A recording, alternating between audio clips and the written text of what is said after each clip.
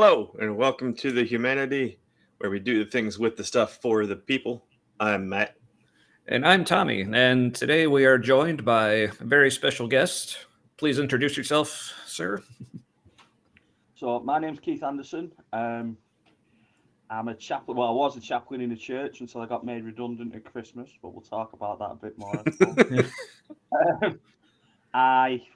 I'm still a theist. I still believe in God or something, the otherness of life. Mm-hmm. And as I said when we were just catching up before the show, so we agree on everything apart from that one small detail. So yeah, just a God thing, it's fine. Yeah. It's a tiny bit differently. So yeah. Mm-hmm. Well, cool. Well, glad to have you on. I've been very excited for this, because we've been connecting, just through Facebook and chats and stuff, for maybe a couple of years now. I don't know. Yeah, it's been a while. So, yeah, this is our first time. Yeah, it's the first time we've been able to sit down and actually have a talk. We've been wanting to have you on the show for a while. Always appreciated when you have been able to catch the show, your input and interaction. So yeah, but one thing we like to do before we get started, and also people may notice we're not live this week. This is pre-recorded because, as you may have noticed by the accent, Keith ain't from around here. He's over in. So you're in England. Where exactly in England are you at? In England, I'm in a place called Warrington, which was just kind of in between Liverpool and Manchester. So when you think about America, two massive cities in America, England's so small. The biggest city, so Liverpool, you think about the Beatles and the way they talk. You all right, mates, coming down and we have that thick Scouse accent. Manx talk like this. I've got a really broad accent. We're only 30 miles apart, but the difference in the cities is huge. So I live halfway between Manchester and Liverpool, so I'm kind of equidistant between those two cities. Warrington was famous for being bombed in the Troubles in an island. Ireland had a massive civil war between the North Island and South Island in the 1990s. Mm-hmm. Warrington Town Centre was famously bombed. That's probably what it's famous for. That, and it's got a good rugby team. So I'm originally from Manchester. So that's my accent. I sound a little bit. People tell me I sound a little bit like Gary Barlow or Christopher Eccleston. Who knows? Unfortunately, I'm not familiar with either of them, but hopefully somebody out there knows. Good. Yeah.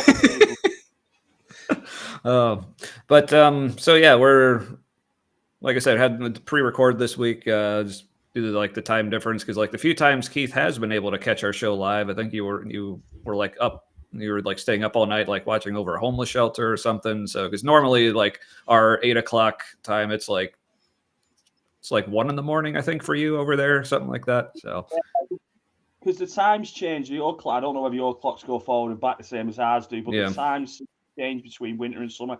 I think winter was 6 hours different because I like to watch the football, the American football. So I know a little bit where the kickoff times. I think we're about 6 hours in winter, maybe 5 hours in summer.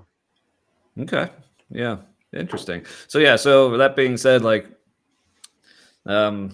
so now that we do our usual, what we drink, and this will be a little weird for me today. Instead of being inebriated, I'm going to be caffeinated because it's more coffee time here. So coffee's nothing special. It's just the store brand. It was $5 or $6. It's not bad. I'm just more excited about the mug. My fancy Legend of Zelda with the Hyrule crust on the other side. That's a good logo. Mm-hmm. Oh yeah. I'm also drinking coffee. I also accidentally slept in, and I got up 45 minutes ago. Well, you look great. Well, thank you. I don't know, when it hits noon, I might grab a beer, but it's a weekend. Pepsi, good choice. But to be fair, I think, the longer this goes on, I think being the only theist in the room, I might be shouting downstairs for the wife to get out the hard stuff. Fantastic. But also wanted to show off the drip, in honor of your Britishness today. Got my Spinal Tap shirt. So, and I just like the shirt. So, well, all right. So I guess we'll start, Keith. just letting you introduce yourself. Like I said, give us as much or as little of your story, where you're at, like where you're coming from, why you were interested in being on the show in the first place, kind of thing. So yeah, take it away. Let us get to know you. All right. First and foremost, it's great to be here. Thanks for having me. Really, really. Yeah. I think people from different perspectives should be able to talk together without falling out. I think people should be able to communicate effectively and say, I believe this, you believe that. We don't believe the same thing. We're still friends. We can still drink a beer together. We can still. I think we've got into a habit in this day and age where people think that somebody who doesn't agree with me is automatically my enemy. And I think that got worse over COVID because people were typing away. If somebody had typed something, I don't know, be it about vaccines, be it about lockdown policy, and all of a sudden it fell into this kind of really big confrontation, and you would never deal with people like that in person as we were doing on the internet, and then that became normalized. So that's one of the reasons I wanted to talk with you a little bit, is because we can get on. People should disagree because that's how we grow. You tell me, Keith, and I've grown so much by knowing you, Tommy, honestly, as a man. Keith, have you considered this, or have you considered that, or this video you sent me was gross because it says this? And I then consider that standpoint against my own sort of moral standard or whatever that might be and go, yeah, the guy's right. And then I learn something from it. Or you might consider, you know what, actually, the guy's got a point, and you might learn something from it. Yeah. So the only way we grow as human beings, as a humanity, so to speak, is by having really good disagreements. So the more that we disagree tonight, the three of us, the better, because that's how we're going to grow, and hopefully all learn a little bit of something about each other and still be friends at the end of it. I hope, at least, anyway. We'll see. Because that's how we grow as human beings, and I want us to get back to that place of being able to have safe disagreements, even if you walk away thinking that was the most bonkers thing I ever heard in my life, but I still love the guy. Then that's, if we spend 2 hours and that's the conclusion that we come to, and people that watch this and come to that conclusion that people can disagree on everything and still be friends and still talk to each other with respect, then that's it. That's all. That's the only reason well, that's not the only reason I'm here. I love you guys. Like you say, I've been friends with you, Tommy, now. I've watched you grow through, everything you've done through being ill and how you tackled that, which nothing but respect and kudos for you, because I don't know if I could do it. I had an ingrowing toenail once, was the most horrendous experience of my life. So God knows how you Oh man, where's that? I still have nightmares about it. Trust. Yeah, I actually had one of those recently, and in some ways, I can relate. But yeah, I appreciate that. I mean, and like, I kind of enjoy saying part of it, maybe a little self-deprecation, but also just, to me, I find a little humorous. Like, speaking of me going through cancer, and I get this a lot from people, like saying like how much they found me like inspirational or how brave I was being. Like, for me, like, honestly, like, probably the biggest thing that helped is, I guess, my brain's talent, if you would say, for disassociation. Because like most of the time, like, I didn't really grasp what was happening anyway. I was just like, oh, just go to the doctor again. Okay. Oh, they want to like poke me with stuff. And okay, now I'm in the hospital. Okay.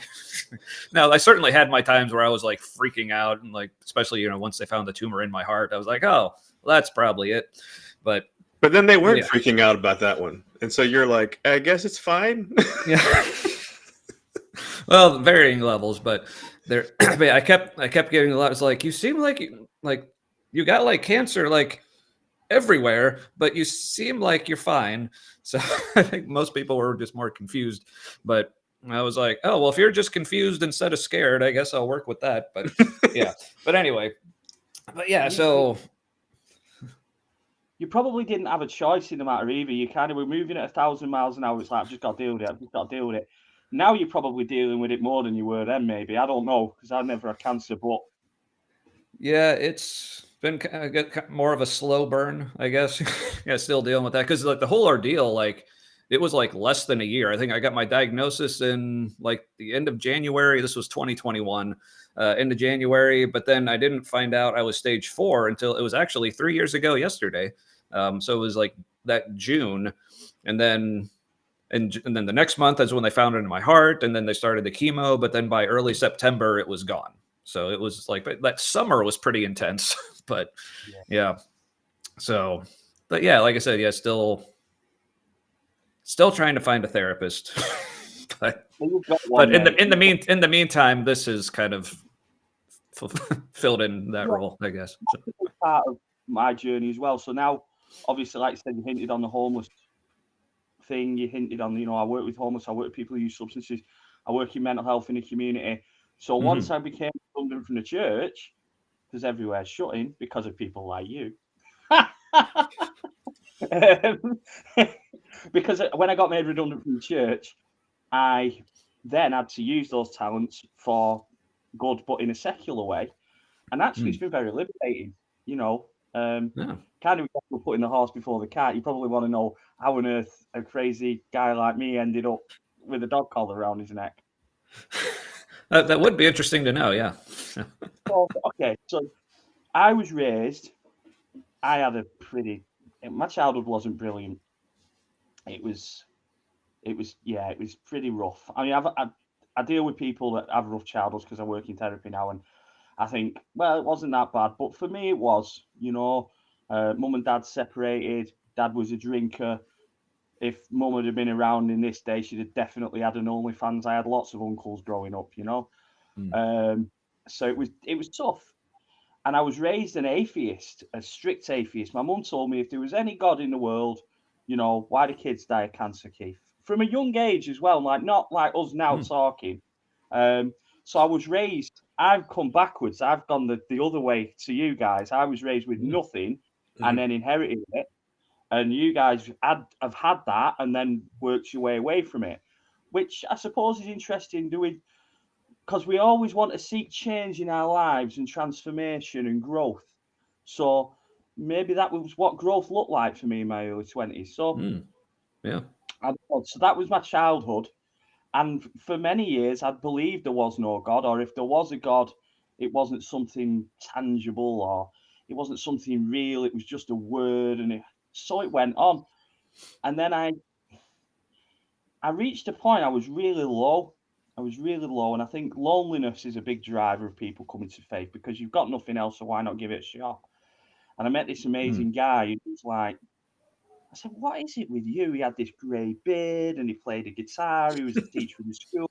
All the mums loved him. He was just like, he was the poster boy for midlife crisis Christianity. He was brilliant. And I was this young guy, this 20-odd-year-old guy, and I was drawn to him. He was magnetic. He spoke and you had to listen to him. It was just amazing. And I asked him, I said, what is it about you that's so different? And I know you know what he said back to me. What did he say back? Jesus, I guess, or his words. And do you know what my reaction was? No, thank you. I rolled around laughing at him. I laughed at him. I was like, you are ridiculous. And now I feel really bad for that now, regardless of where I am on my own faith journey, because that for him obviously provided him with a sense of euphoria that allowed him to help others. And it was good. It was good for him. So eventually I started going to church with him. It was an evangelical church. And from there, I started training eventually as an evangelical pastor. And I was full on evangelical. I would tell you, hate the sin, love the sinner. I was full on evangelical Christian. Wow. So you said this was in your 20s about when this happened, or 23, 24. I'd gone through a relationship breakup. I was quite lost because I had this childhood where I found it very difficult to form and maintain relationships because I didn't know what it meant to have a loving family or what love was. Yeah. So when people, in the name of Jesus, made me a carrot cake and a lasagna because I was going home alone and wanted me to go out to soup kitchens with them where we could meet people who really had nothing. And I was like, why am I feeling sorry for myself? That guy's injecting heroin, you know? And it was, but for me, it was probably one of the first times I'd experienced real love. And these people did love me. I still speak to them now, and they really care. They're wonderful human beings. I don't agree with some of the beliefs, and I don't agree with some of the way that they peddle those beliefs now, because obviously I've grown, and we all grow, I'm sure. But these people are still wonderful, wonderful people who really did. Without them at that time, I don't know where I'd have been. So it was a very important step for me in life into growing from this sort of underlying childhood trauma that I had that made me not trust anyone. It made me very suspicious, I had real attachment issues, especially with women. All the girlfriends I ever had, I was probably quite possessive and controlling because I knew they were going to leave me, because everybody in my life up to that point had. You know, my dad had an affair when I was 11. So these people, they were loving me unconditionally, and they were bringing me along for nothing other than God's kingdom, in their own words. And that was, for me, you can imagine, you know, that was remarkable. Yeah. Oh yeah. Wow. Yeah, that's something like like something me and Matt have talked about. It's like, as much as like we aren't believers, like, especially in like the religious part, or even just the theism part of it or whatever, but we're like, and I know this is something that Matt says a lot, is like, but if that's what you need, like, especially if like the alternative is maybe you're just not even here anymore, then like, yes, please. Like, yeah, if the alternative is some kind of like destructive nihilism, where you don't make that full circle of going to like optimistic nihilism, and you're just like, nothing matters and nothing matters, then like that's getting stuck there. That's the worst place a person can be, because you lose hope, and people can't exist without some kind of hope, or like a goal in their life, a direction they're going in. And so I don't fault anybody for having beliefs at all. Especially since like I've been there myself, and like I know that there's helpful parts of it, and everybody's on a different journey. And from my perspective, like, and this might be kind of, I don't know, like arrogance or hubris, I think if people continue getting closer to God, eventually God kind of becomes everything or nothing. And for me, that's kind of like a sweet spot in that in between of like, well, I don't know. And so now what? And, but everybody is on their own path. And I don't know what's real. You know what I mean? I like to, like, none of us know what any of this is. Like, you know what I mean? We're like, I got a microphone. What's the microphone made of? Molecules. What are those made of? Like subatomic particles and stuff. And like, okay, but what are those? We don't know. It's energy of some kind, but what's energy? It's just a potential for doing work.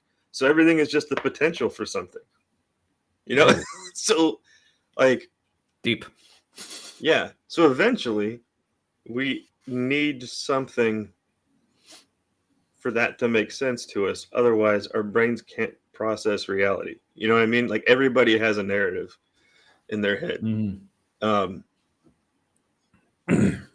I got off topic a little bit, but I'm really the topic you got onto was good. Yeah, no, I'm very interested in everybody's internal reality, like their consciousness reality,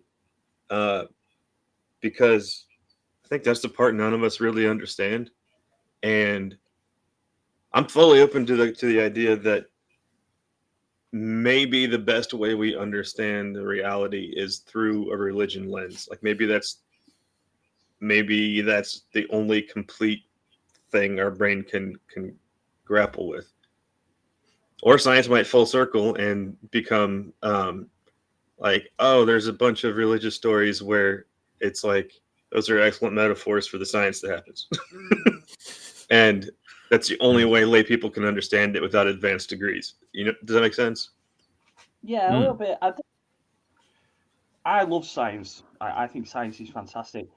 I love the Schrodinger's cat experiment, and I feel like life's like that often. Is that we have all this infinite potential, infinite choices, infinite things, and the only time we know what our life will be is when we open the box and look at it, and then examine what it is. When we're going through this motion now, we've not observed those perfect conditions. Oh no! Oh, he's back. Have I gone? I'm back. Yeah, We lost you for like 2 seconds. it was really funny. We Son of a... ah. Look, Keith, if you don't want to hang out with us, just tell us. It's the Russians messing with the underwater cable. Yeah. No, but what I found funny was like the first time you cut out, it was literally right as you were saying perfect conditions, and then you disappeared. Yeah. But science and theology are so linked. And what you were saying about what do we know? Like, ask me what I know, and I'll give you the answer, mate. I know fuck all. Sweet FA. I know nothing about anything. All right. I am winging it, the most amount of wingedness that anybody. I haven't got a clue. I haven't. But what I do know is those ancient stories. A lot of them, they tell us like Adam and Eve. Adam and Eve came along, blah blah blah. 2 seconds later, it all went to shit. Jesus Christ, great guy, blah blah blah. A few years later, it all went to shit. Noah, wonderful family, surrounded by giants. Sooner or later, everything dies. It all goes to shit. And that is life. We can have the best life. Everything can be going sweet.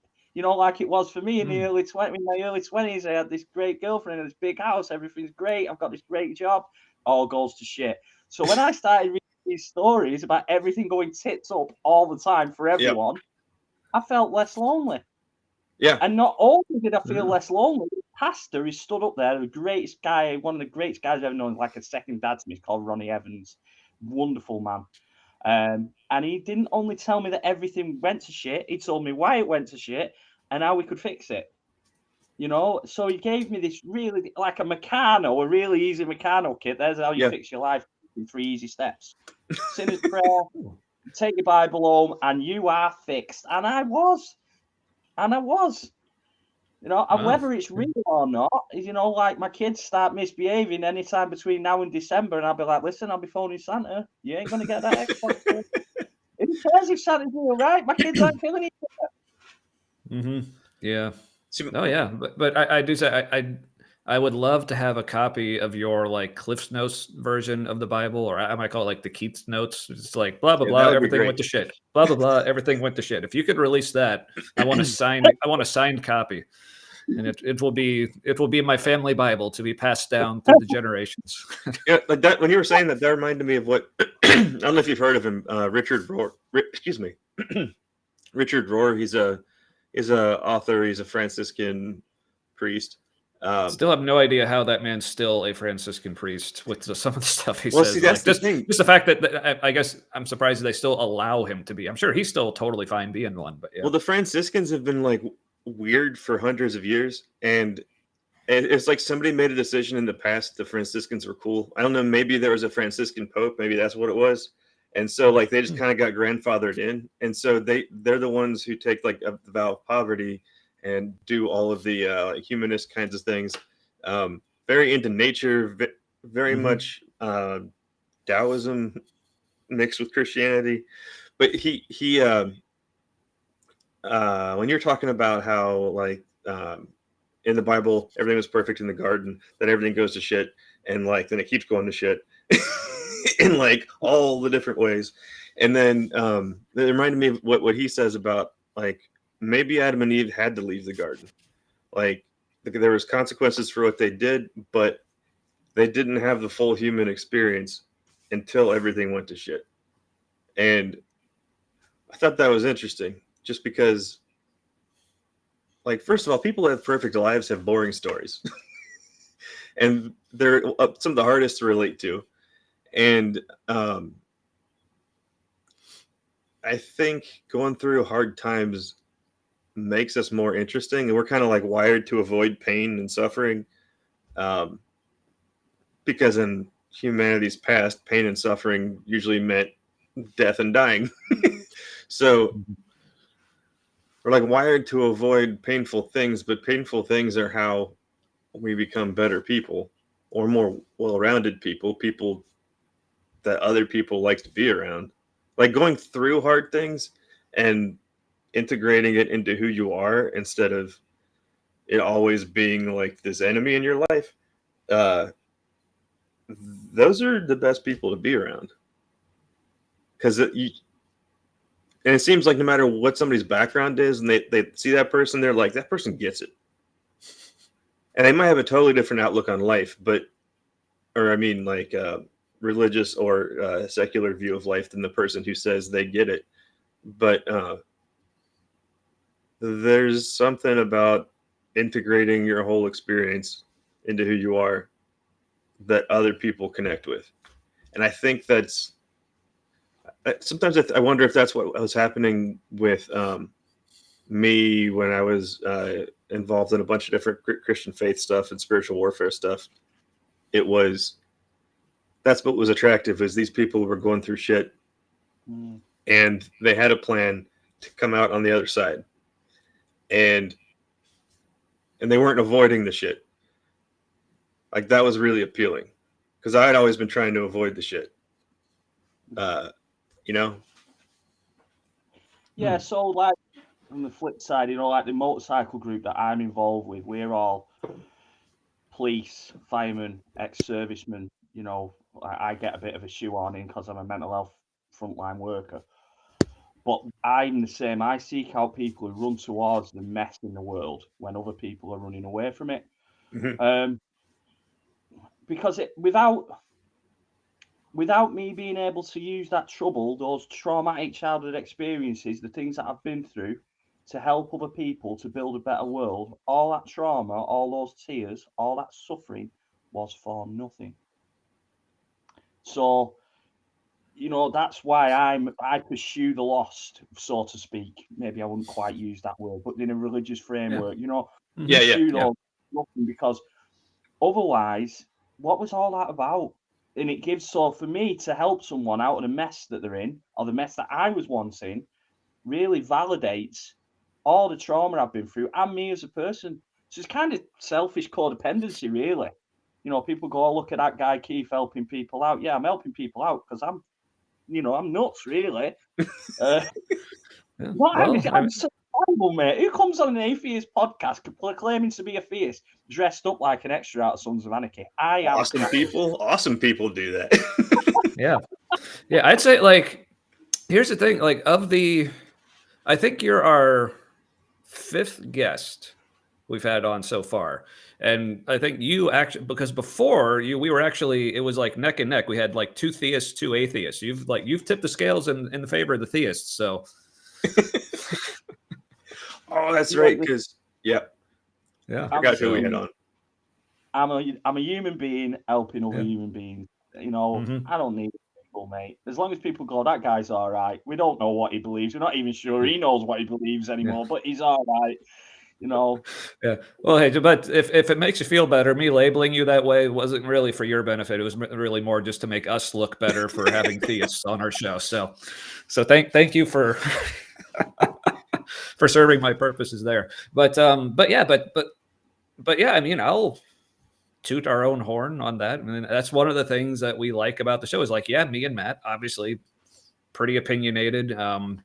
When I heard it put was, like, I don't have strong opinions, but I might have extreme opinions, but they're not necessarily strong. It's not like I'm holding on to them. It's like, yeah, they might be pretty extreme, but I'm just kind of having them in my hand, like, here, like, they could change anytime. And we want this to be a place where even people who disagree with what might be our more extreme opinions or whatever, but we just like talking to people. And yeah, like you said, especially, you know, people like you who, you know, despite what you believe, like, your primary concern is just other people and like what's good for them and how you can help them. And I love your perspective of being able to take like all the shit that you've been through and being able to like see, oh, well, I see other people going through some shit too. Maybe not the same shit that I went through, but at least you have that connection of I know what it's like to go through something. And because, like I said, because people who are going through it, like Matt said, you know, the people who have perfect lives, you know, it's like I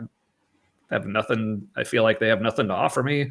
Like their lives seem kind of boring. I don't like this seem uninteresting to me. But someone like yourself, you know, who you have a story. Now, some people might.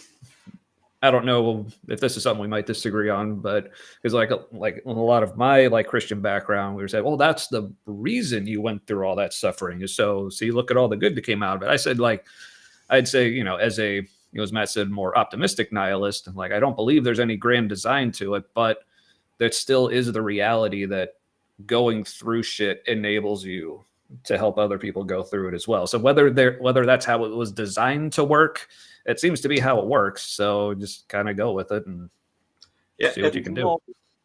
There's no way in God's green earth that if there's a God, he allowed my mother to get beaten to a pulp before my eyes. There's no way.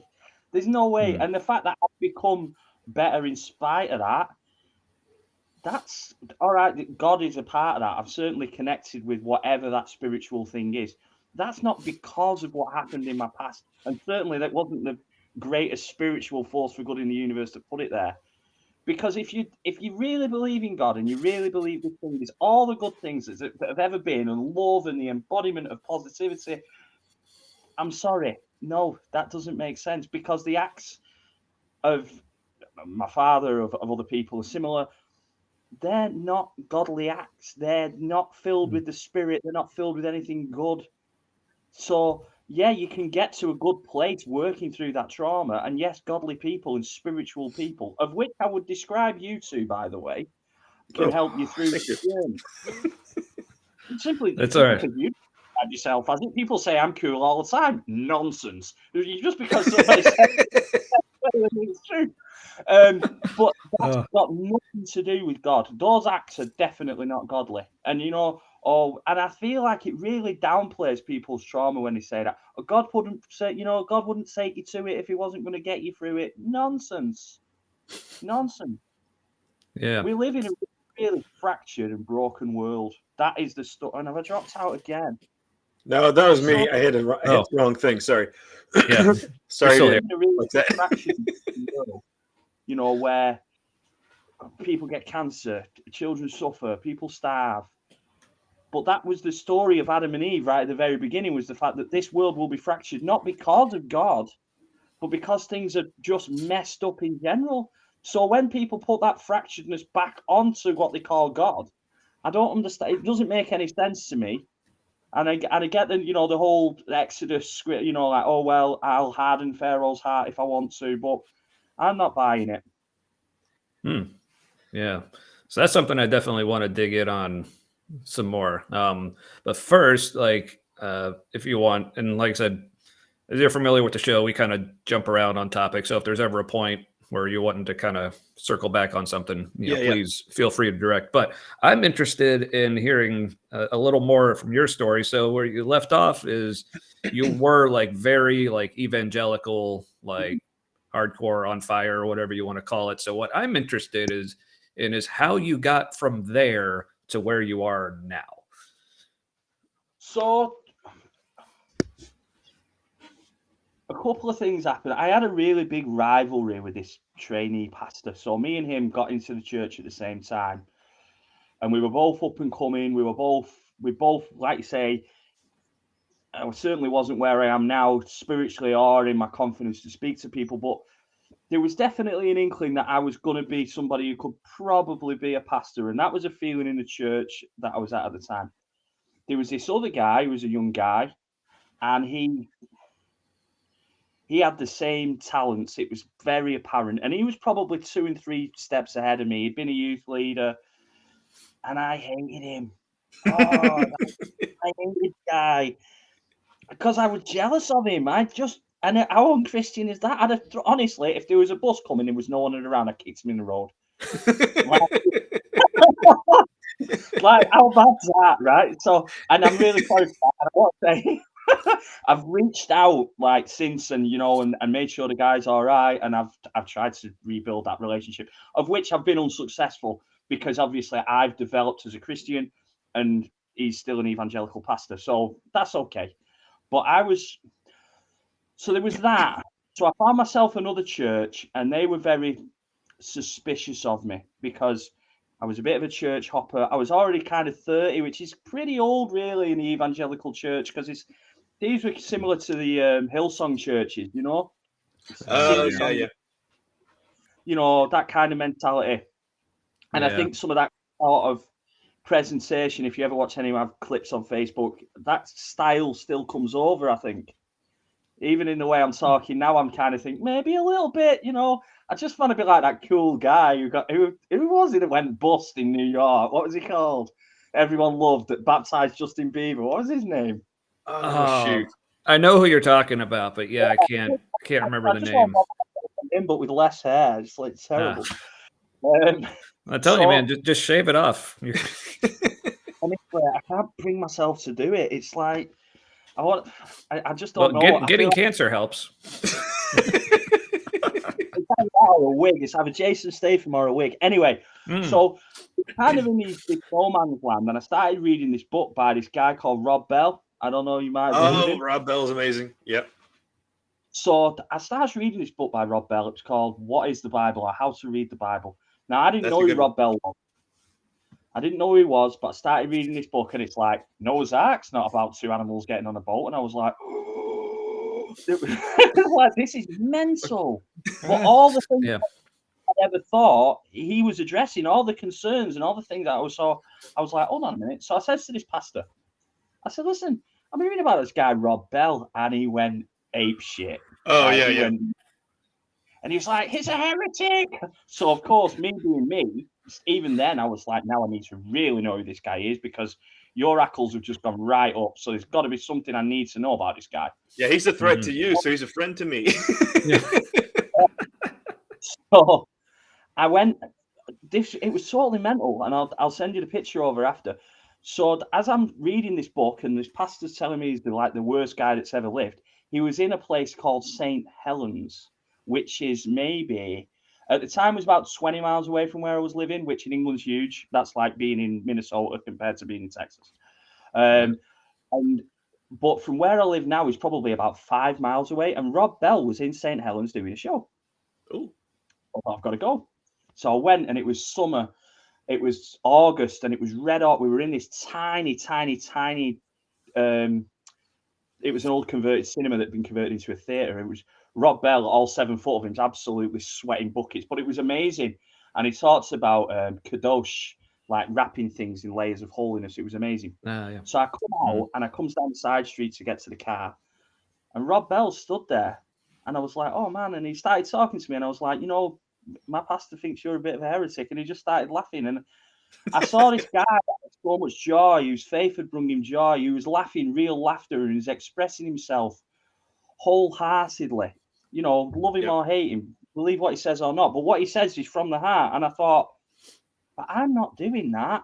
I'm peddling this penal substitutionary crap because that's what I'm learning, one, and because two, it's what I think people need when maybe they don't. And it really set me on a sort of path to questioning what I was doing and why I was doing the things I was doing and the way I was doing them.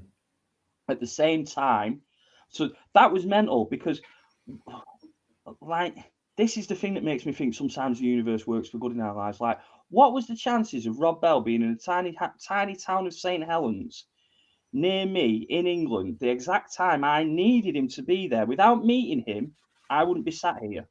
That's just a bit odd, I found.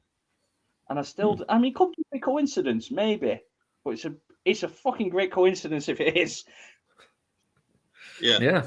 Like I said, I mean, if it led to you being here, cool, No, I mean, I'm not one to throw out there, certainly not now, oh, it's a miracle, oh, it's this, oh, it's that. Like, make your own mind.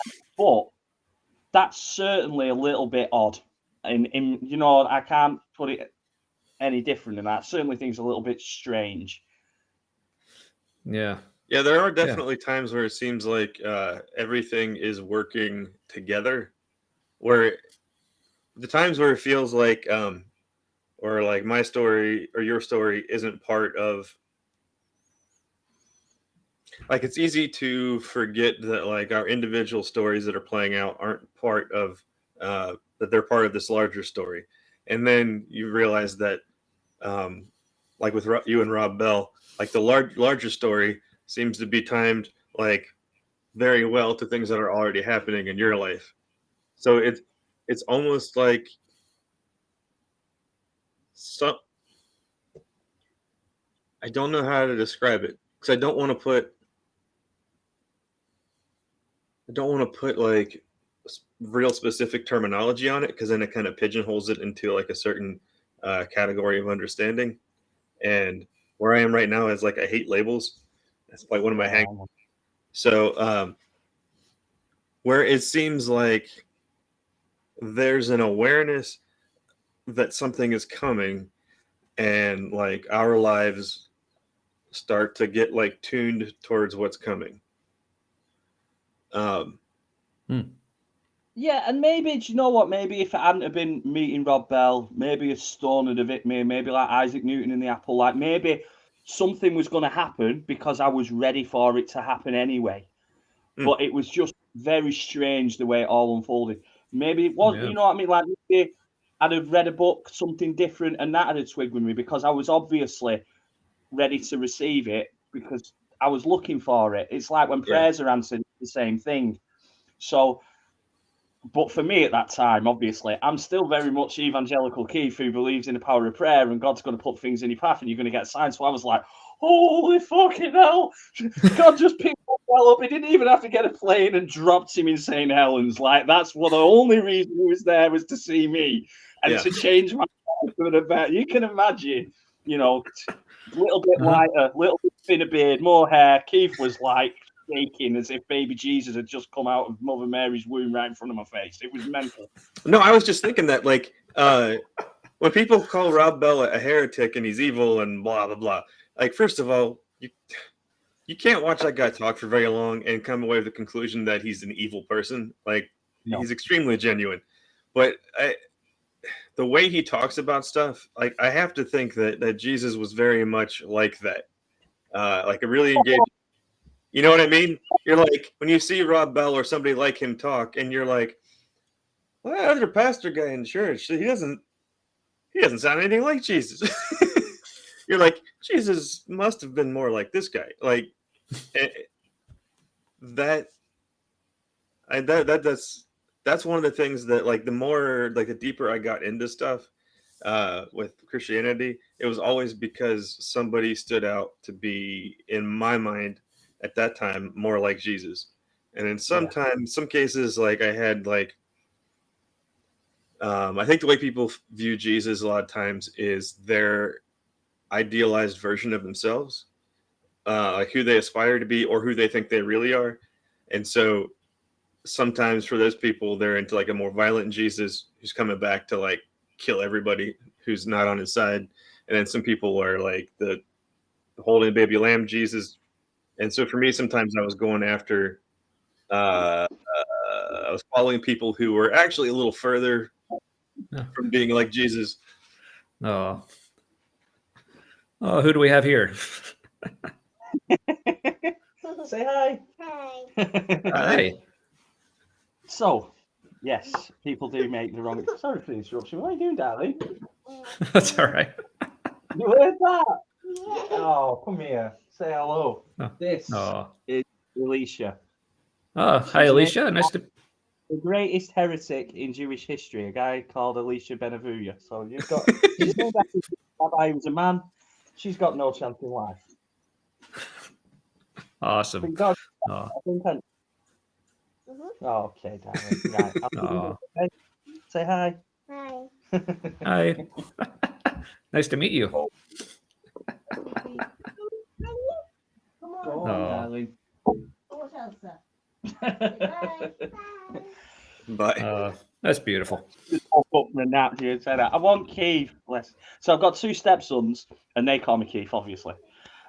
So Alicia, when she was born, she doesn't know any better than to call me Keith, which I think is really cool. That's cool. That is.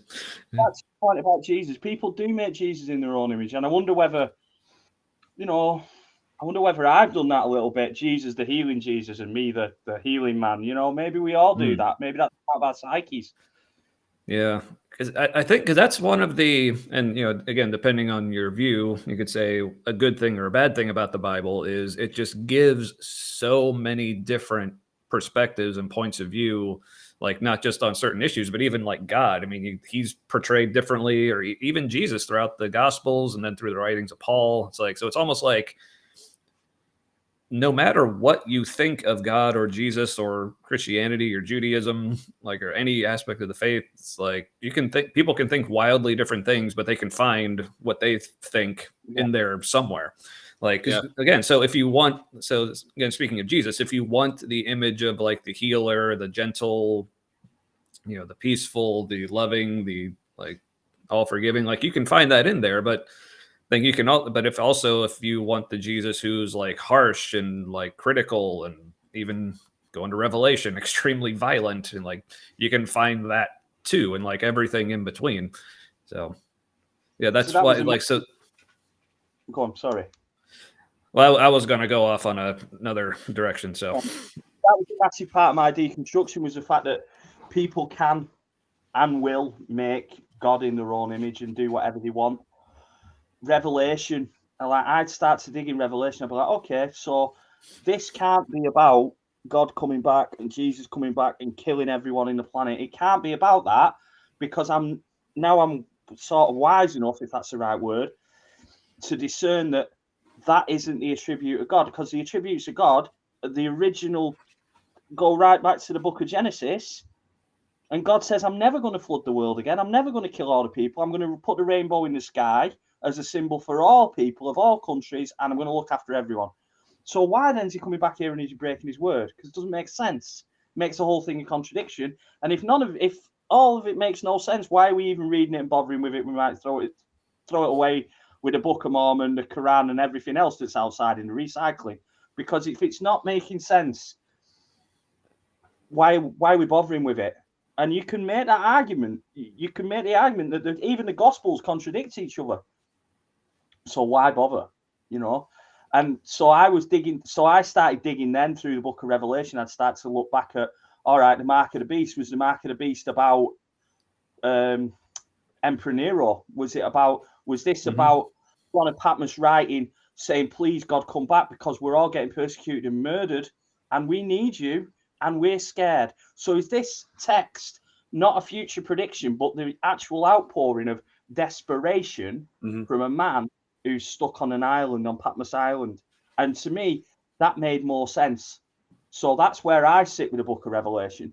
And that was, so then that opened a whole can of worms for me. And this is when the deconstruction really started. And then I went, well, I wouldn't even describe myself as a Christian anymore. I describe myself as a Noahide, Ben Noach. And that is a universalist. I believe that the rainbow above the ark, real or not, is for all people, and that God is for all people and all nations, because that's clearly what the Bible says.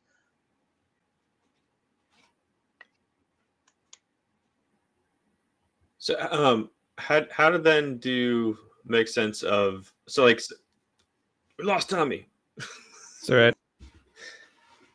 So I guess my question then, because you said the Bible clearly says that God is for all people. So when, sorry about that. No, that's all right. So I feel like we're doing like a cup game, like a shell game. Okay, so in the Old Testament, when Yahweh is like definitely a Jewish God and against other groups, it doesn't seem in that part like God is for all people. And then where Jesus talks in one of the Gospels, I forget which one, where he says that he didn't come for the Gentiles, he only came for the Jews. That doesn't sound like God is for all people. But then later, it does sound like God is for all people in the Bible. So what do you do with those different viewpoints? So Jesus says he comes for the Jews, and Jesus was Jewish. There's no two ways about it. Jesus was a Jew. I'm not getting into the Palestine thing. I'm not getting into Zionism or anything else. I'm certainly not touching on any of that. People shouldn't fuck. I don't care what you call yourself, what label you have. If you're firing rockets at other people, you're wrong. End of story. Stop fighting. Stop fighting in the Ukraine. Stop fighting in the streets over Black Lives Matter. Just stop killing each other. 2024, and we're still murdering each other. There's homeless people on the streets. Pack it in. That's the end of that discussion. I don't care what banner you fly under before I get accused of being a Zionist or anything else, because I don't want to fall down that rabbit hole. But Jesus, oh, you wouldn't believe it. Jesus was Jewish, okay? And as such, James was Jewish as well. So the early church, the early Christian Jesus clubs were Jewish, and a lot of the texts reflect that. So, yeah, Jesus and James certainly said, that this is how it should be. This should be a Jewish club for Jewish people, and it would have flourished in the Jewish community, doubtless. It was only Paul who came along and said, "Oh, you think you're so clever chopping parts of your penis off, or why don't you chop the whole thing off?" And that he was clearly about giving this to everybody, and that. Although, I talk about people with this in mental health. You look at the arc of everything, and if it's improving and if things are getting better, there's this drop off. But the kind of overlaying arc in the Bible, from my perspective, and again, this may just be me pushing my own beliefs onto it and reading it through eisegesis, so putting my ideas into it. But I believe the overall arc is one of, right, let's be more tolerant. Paul talks about let's give the gospel to all people. The general idea, the general hope being that we expand that love to more people, and it's more dynamic and it gives to more people. And that's kind of the way I hope it's going. Yeah, we have this historical world. It depends what you make of Jesus, the whole Jesus character. Was Jesus the Messiah giving the words of God? Or was he this subversive person who was trying to really upset the religious elite? If you think that Jesus was giving you the actual words of God, that can provide you with a problem, because he's not capable of doing or saying anything wrong. But if you've got Jesus as this character who's this subversive, religious kind of forward thinker who's just trying to upset people enough that they start accepting the Good Samaritan, for instance, then you're starting to get things on a different wavelength. No, I hear you.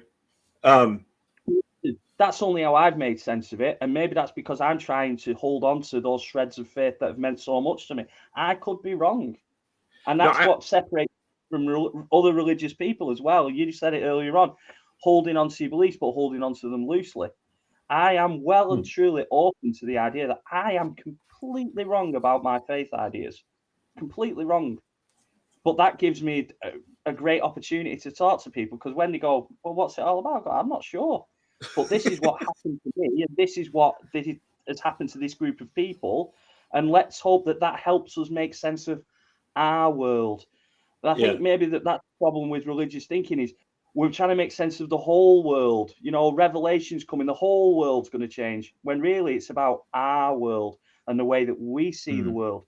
You two guys have got your heads screwed on. You've gone through a spiritual journey, and now you see your own world in a really positive way, in, like say, that optimistic nihilism. So crack on.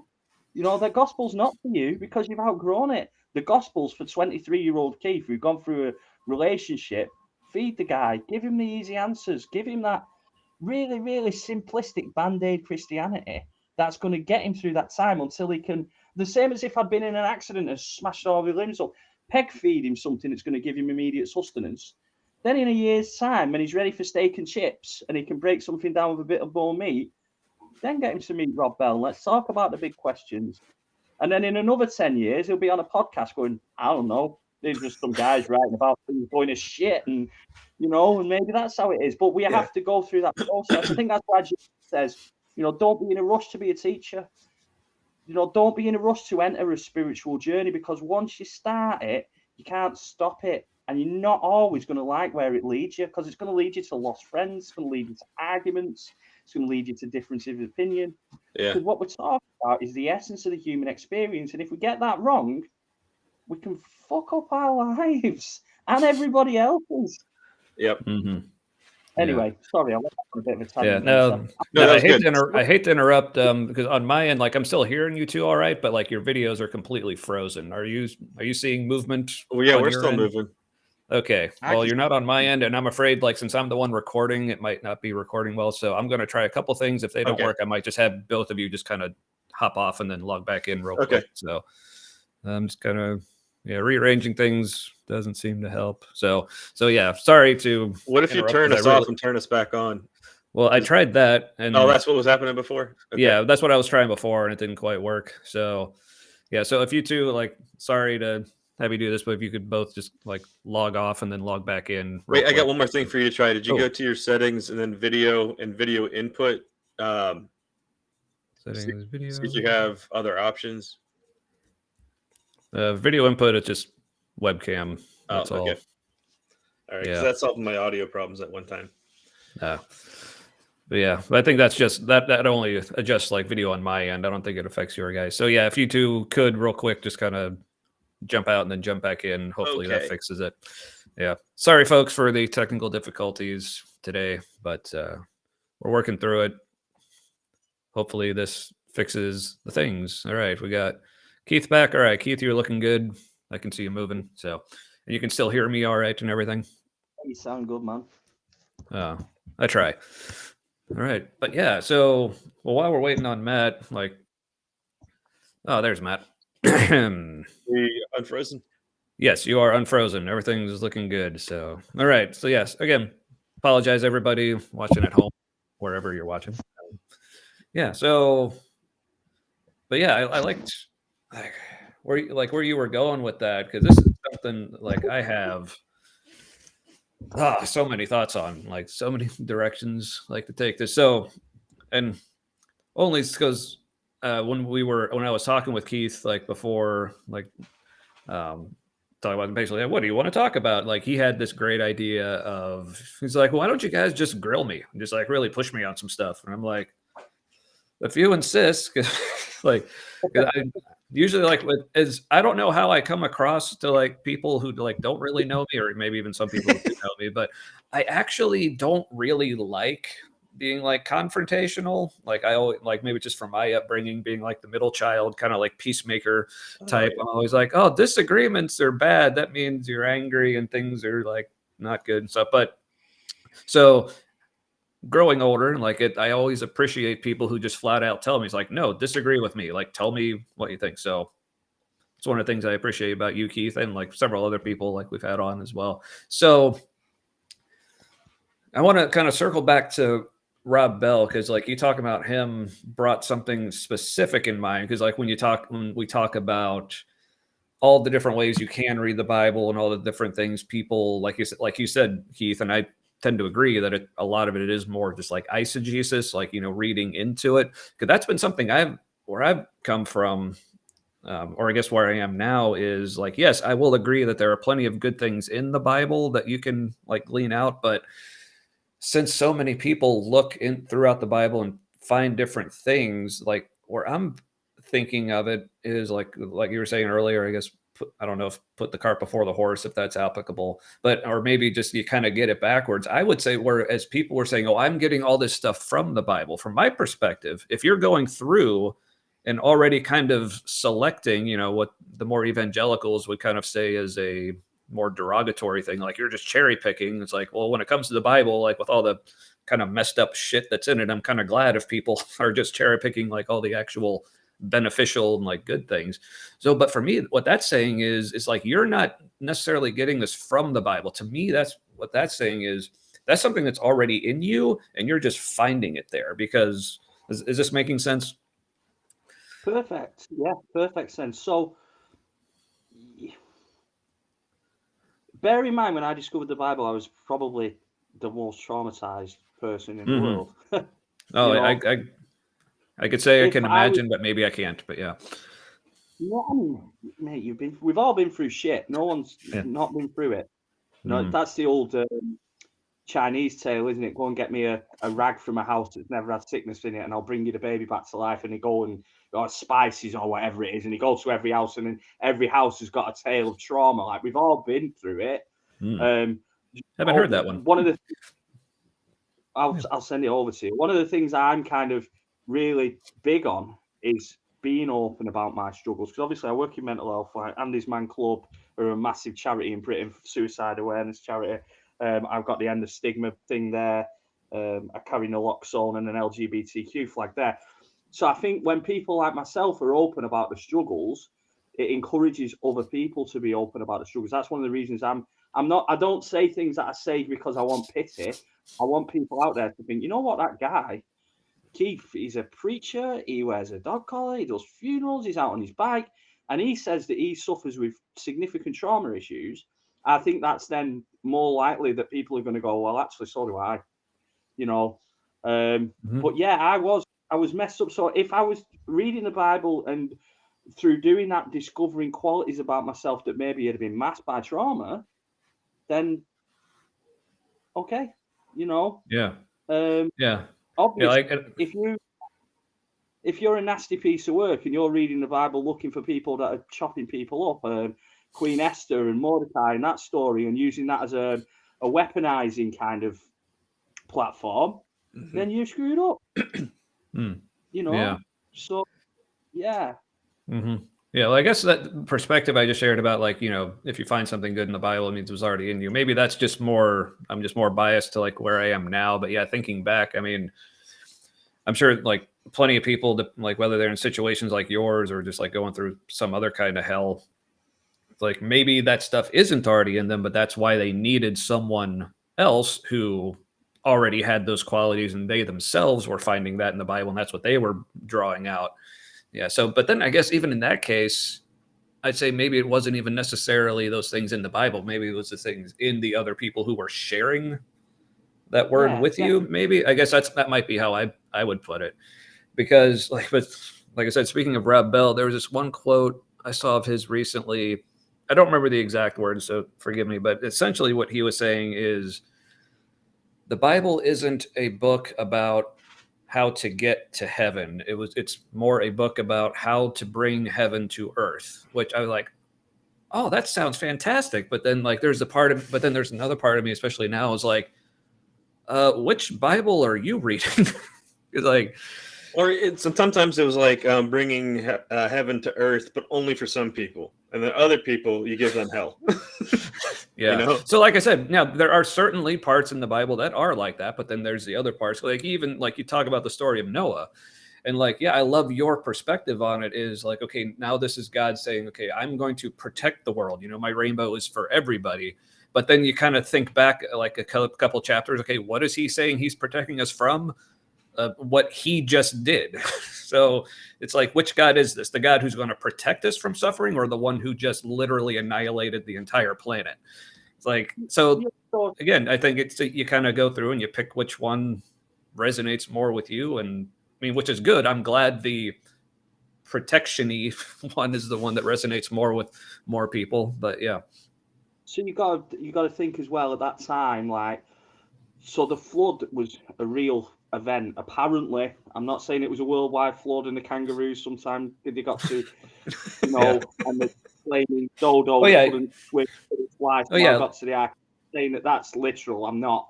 But the flood large scale devastating floods, definitely a thing that is in our past. Yeah, for sure. The ice age, there was an ice age, and the ice caps melted around that time. I don't know, but I was speaking to a scientist, and she told me, and that was good enough for me. But these stories were commonplace, you know, and that God would flood the earth, or the gods at the time would just destroy the earth with fire. So moving on away from that story, from a fire-based destruction story to a water-based destruction story, and where God then says, you know, all these stories you've been making up for the last 1,000 years, I'm going to burn all your crops and I'm going to wash them all away if you're bad. That stops now, because the rainbow is the sign of a covenant, a new agreement between me and you. So to all those communities that were writing all this stuff about, you better be good, or we're going to send a flood, another flood's going to come, they then wrote a story that said, actually, this stops now. And that was a massive forward-thinking idea for religion at the time, was a Yeah. progressive idea. Because without that full stop in the Torah, people would have just made more stories about floods and fancy that, filling people with fear and religion. Imagine. Crazy. Yeah. Yeah, madness. After that point in the Bible, was Yahweh less of a war god and more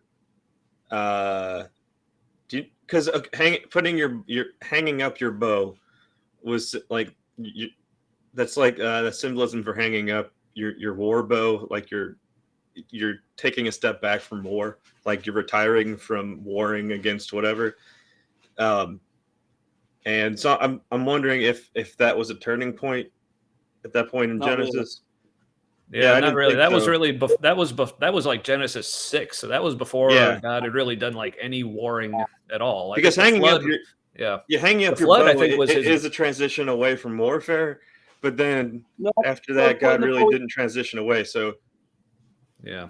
Putting a bow in the sky was the rainbow. It wasn't a bow as a weaponized bow. It was a rainbow. yeah, I know, but like I heard somebody talking, as a theologist talking about ancient literature from that part of the world during that time period, and there was a pattern of gods hanging up their war bow, and that was a symbol that they weren't going to war against their people anymore. Yeah. So Um, like the rainbow was like a metaphor or a symbol of his war bow that he put. Yeah. So it was more what's Not like the way an I've read. Okay. Yeah. It's not No, the way like I've I'm read. saying, it was both. Like it was a promise, and people when they see a rainbow, it's like they're reminded of God's promise. And I'm saying One like of the big things with biblical studies is that we don't know what some of these words mean. You know, we don't have a clue. We try and translate things as best we can, but really, we don't really know. You know, Yeah. we talk about one of the major stumbling blocks I had when I was sort of studying theology was the LGBTQ thing. And you look at the words arsenokoitis and malakos that are used in the New Testament to describe some behaviors, perhaps. And nobody has a clue what they mean because they don't exist anywhere else outside the Bible. So we make a best guess. Yeah, because also from what I understand, even our like modern concepts of like homosexuality or bisexuality or transgenderism, like they didn't really, as least as concepts as we know them, as like sexual like orientations or identities, like that's not really how they viewed it. Like people may have engaged in what we would now call like homosexual acts, but they didn't really think of themselves as homosexuals. So yeah, using that, for or against, using our modern concept of what those words mean to us now and kind of anachronistically forcing them into like whatever the biblical writers were trying to say. Yeah, it's just not even the same thing. To translate effectively the Bible, you have to translate the words, which sometimes you don't have the right words, and you have to translate the time and the context. You know, a butt dial, if you butt dial somebody, what does that mean? Yeah, it means your phone was in your pocket and your butt called them. Yeah. So if you booty called somebody, what would that mean? That's a little something different. Yeah. Yeah, but it means the same. Boot, call, and dial, they mean the same thing, right? Yeah. And I never noticed that. Those are like basically the same words, but very different. Yeah. That's good.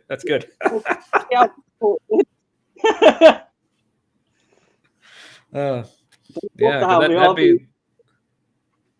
What's that? Don't butt dial me or booty call me. I mean, yeah. So, I do think it's interesting to look at the Bible as kind of like the progressive growth in awareness, or you could say like the word consciousness also, but like that has so much baggage with it for some people but I do kind of see it as like humanity's growth in their understanding of themselves in the world. And so it makes sense that it would start out very tribal and much more animalistic, really. And then, or like the us versus them mentality that comes like very easily to animals. We're animals too, but you know what I mean? Like dogs, bears, wolves, that kind of thing. Yeah, other animals. Yeah. Yeah. and then the more humanity progresses over the thousands of years, the more they kind of like transition to where we are now, where like we're moving away from us versus them to the idea that it's all just us. There is no them. And so I do think there's a lot for us of ourselves to see in the Bible stories. And I don't know if this is something somebody else said once, and I'm remembering it now. But if we're made in the image of God, then the Bible is like a mirror, and like how we view the Bible, what we pull out of it, says more about us than it does about the Bible or God. For sure. Yeah, and like if there is a God, I think the more we understand ourselves, like individually and as a human group, the more we're going to understand God if we are God's image. And that can only be a kind of progressive revelation. Like if we like firmly hold on to like some ideas in the Old Testament, for example, like that was humanity's best grasp at understanding things at that time. It doesn't mean it was like it was a more narrow focus, and maybe there was a bigger picture that smaller focus was a part of. And that can only be good too, because God can only be bigger. You know what I mean? Like if God is infinite omni, like God is forever. If God is forever. Yeah. If God is forever, if God is omni everything, then like any concept that we have of God is only going to be a portion. There's always more. Yeah, and that goes to something you said really early on about subatomic particles and what the universe is made up of and how we exist in this quantum environment. It's mind-blowing, and we don't know. And that's what I love about science. Science tells us we don't know, and then when we think we know, it goes, but you didn't know this. And I think as religious thinkers, that's what we should be trying to do. We should be going, oh, we didn't know that, and we didn't know that about humanity, we didn't know that about the way people worked, and trying to grow and learn about. I wouldn't say I'm a religious person. I'm somebody that studies humans and tries to love them through the problems. And I use religious texts as part of my arsenal to do that, and say to people have been going through this for thousands of years. People have been telling ancient stories about struggles for thousands of years, so that when you go through a struggle, you don't feel alone. And that's all it boils down to me. Like, and if I can make somebody feel less alone, I don't care if we're flying through space on a giant grapefruit, and me and you and Tommy are all grapefruit seeds on the grapefruit of life. Because we're not here for a long time.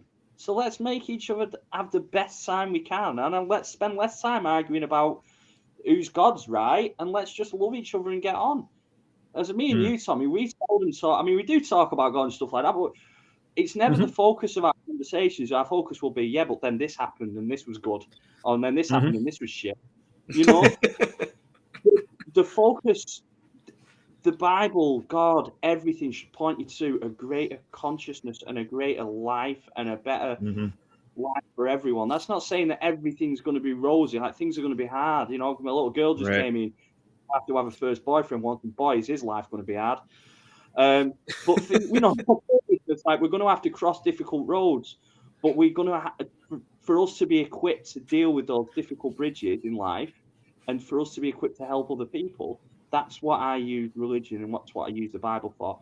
Now, maybe I'm reading something into that, and that says more about me than it does about religion. I'm happy for that to be the case. Maybe it is the Holy Spirit grabbing me and putting me where I need to be. I'm happy for that to be the case as well, because I'm not in it for the tool. I'm in it for the outcome. Yeah, there you go. Yeah. So, like when you're saying like, for some reason we talk about like maybe it's just like the Holy Spirit kind of pulling, because like so what that kind of made me think of was like actual like whether they're actual or not. But like the way people talk about like seeing ghosts is like, because my view is, if God is this, what we call the triomny, kind of like what Matt was talking about, omnipotent, omnibenevolent, omnipresent, omniscient, knows all, sees all, is everywhere, can do everything, kind of things. Like, it seems like that to me, that's because like people talk about whether you're more atheist or agnostic or like what those words mean, like that kind of God, I feel like I am like pretty like strong atheist about. Like, I'm pretty sure that God doesn't exist because of, like you said, all the shit that happens and how many people just don't see him anywhere. But if he really does want to get to know us, if he is all powerful and can make it happen, it seemed like he would. So that's why even stronger atheists, even like Richard Dawkins, will say like, well, I mean, I can't rule out maybe that there is some sort of like creator God out there who either maybe just isn't actually powerful enough or maybe just doesn't care. But when you talk about, but in a way, I kind of am intrigued by the idea of a God who is super interested in us and wants to do all these things, but maybe just for whatever reason can't. So I'm thinking, like we said, maybe it was because you said like the Holy Spirit. So I was thinking ghosts, and like how people say like, well, this ghost appeared, but like all they could do was like knock a chair over, or they like wrote something on the mirror real quick or whatever. So it's like they're just doing like whatever they can to like try to like get through and like send whatever message, but because of whatever limitations there are on the spiritual realm interacting with this world, like maybe that's just all they can do. So yeah, I find that idea intriguing, at least. I mean, I still don't believe in it, but it's intriguing to me anyway. And I guess I can't rule it out either. So yeah, that was a bit of rambling. Hopefully that made sense. So perfect. I have a friend who's a medium who speaks to ghosts, and he contacts the dead on behalf of people, and he brings the spirits through and talks to them. He's called Nuno Bastos. I'll probably tag him in this video when it goes up. He's a great guy.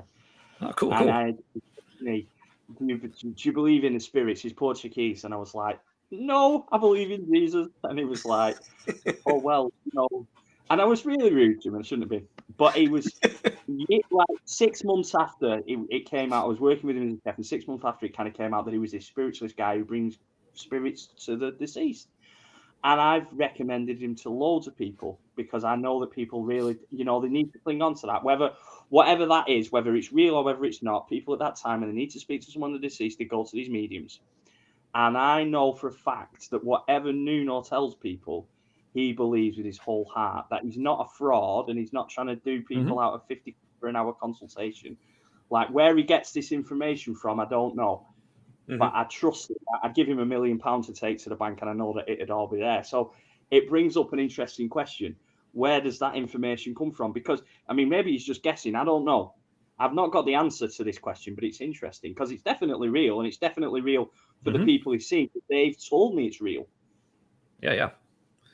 That's something I think about a lot. I mean, because as me and Matt have talked about, I mean, back in our days when we were still believers and like especially into the whole like spiritual warfare and like praying over people things, like we've seen some shit that is like hard to explain, scientifically or naturalistically or whatever. But to me, it's like going back to like one of the benefits of science is like not just learning new things, but also showing us how much we still don't know and don't understand. But it seems like the more we learn about the human body and the more about the way the universe just works, is like we see, okay, there are all these things that have been happening and continue to happen that until we like discovered it on some test or sensor or whatever, it's like these things that we had no idea even existed, like are apparently like around us all the time. So, I mean, you can think of right now, there's like so many things that are happening that we aren't perceiving, but just because our bodies aren't built with the proper sensors for it. Now, over time, like the revolution, like we've been able to kind of hone our senses for certain things. I mean, obviously, like our eyes, if you go back however many billions of years to like whatever creatures we came from, I mean, they either didn't have eyes, or if they did, they were like very rudimentary, just like light sensors. And over time, they've kind of honed our ability. So I wonder if there is just something else still like completely natural that, people like your friend who are mediums or claim they can like see ghosts or hear, or people who, or like when we would have when me and Matt would be like praying for people, and we would feel this, what we would call like a prophetic connection or whatever. And like, we both had times when we've been like praying over someone, or when someone's been praying over us, where somebody said something that was like, okay, this has to be from God. Cause like, there's no way you could have known that about me to say that, or like, you know, and that's, you know, like I said, that's gone both ways. So I just wonder if there is actually some kind of connection that's going on between humans, or and just like the rest of our environment. So it's like our body maybe is just has some sort of sensor, but we just don't quite consciously understand it. Just, I mean, I'll use the example all the time. It's like my body is doing things all the time that I consciously am not aware of and don't really have any, you know, perception of. You know, right now, like, you know, my heart's pumping blood. I don't know how to tell my heart to pump blood. And once my blood's going places, I don't know how to tell all the cells to do all the, you know, transfer the, oh no. Sorry, I thought I was boring you with all my but yeah, so technical difficulties. You know, kids are probably trying to get on a Netflix or something downstairs. I'll beat them when we're done. See that you do.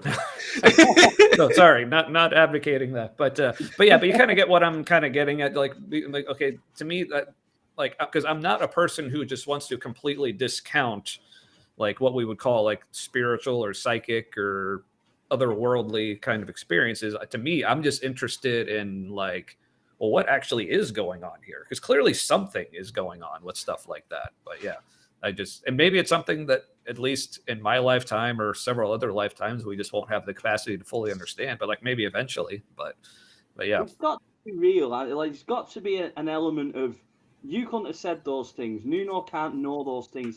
So that must, you know, the fact that you are in America and I'm here and we're using Wi-Fi that the kids are trying to get on downstairs and using pesky filters. No, in all seriousness, like these wireless signals that are bouncing around that are connecting us all, and you know, if we'd have showed somebody this 50 years ago, they'd have probably sent us to the thing for being aliens or something, you know. So, oh, for sure. But that, you know, and that's what's wonderful about you. Like, people, they go, oh yeah, well, do you know what, atheists, and they think of some cynical person who's just lost hope in everything, and you're far from that. You're actually saying, you know what, you may well be right. There's some mad shit going on here. I just don't think it's God. And that's great. It makes us really lazy. Like, it's a God did it. How did the dodo get on the ark? God did it. You know? How did Jesus get? God did it. Like, it's lazy. It's lazy faith. And your faith should make you more curious, should make you want more, should make you more, you know, it should enhance your life like salt. Why the Bible says be salt and light, because it should be like a seasoning that makes your life better. And, you know, the thing is, you guys have got to that point. I mean, you've done it via faith, but now you've outgrown it and you're still experiencing and growing. And I'm all for it. You know, if there's a term godly person, and you obviously fit in that because you've maintained your curiosity and you're continuing to grow and understand the world around you. I feel like people are built to achieve at different levels. Like Mike Vick, mate, amazing quarterback, runs a 4.440 or 4.340, whatever he did. Great guy. Me, I run a 5.640, maybe a 10-second 40 now. I can throw the ball about 4 yards because I'm not built like that. And it wouldn't matter how many QB colleges you told me to, or how to read a playbook, or whatever else. I am never going to be Tony Romo, ever. Not that you don't know what you thought on that guy. But do you know what I'm saying? So some people are built and equipped to get to this level where you two are at, where you understand the world around you and you've grown spiritually. Some people are not going to outgrow certain parts of the faith and they're going to hit a ceiling. And they're the ones that you come across who are like, you've lost touch with your faith, you're in a dangerous position now.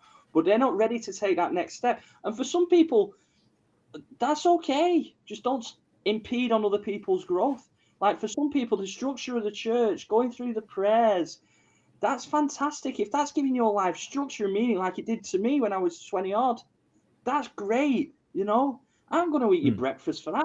Go and sing your prayers. Go and do whatever you've got to do. But for me, I want to use that as a tool to empower me, to empower others to grow to their maximum potential. That's all it's about. You know, and I do seek out the broken, because the broken people in this world are normally the ones who have the most potential. because they see the world for what it is, and it's really difficult for them to survive in it because they have a spiritual core. Whatever that thing is that Nuno taps into when he gives people readings, whatever that was when you were praying people over and like, whoa, shit, I can know some, you know, because you are built that way, the same as Mike Vick and Peyton Manning. I'm showing my age now, mate. Randall Cunningham. Those guys were equipped to throw a football down the field. We were equipped for spiritual growth.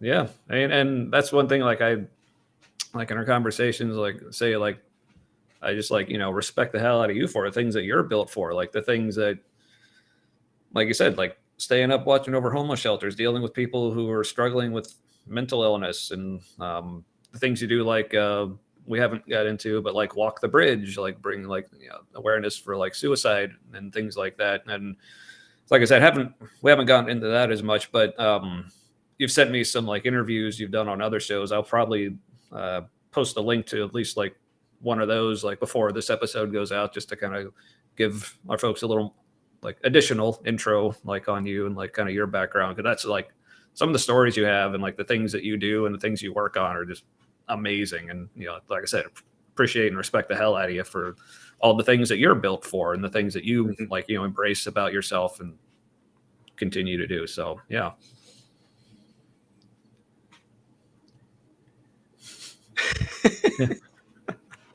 And listen, good. I always say, mate, my go-to saying is broken people like me and you fix broken people like me and you. And that's all I do. Like I said, by helping other people, that gives my brokenness, it gives it validation. It makes me feel like some of the things I've been through in my life, it weren't for nothing.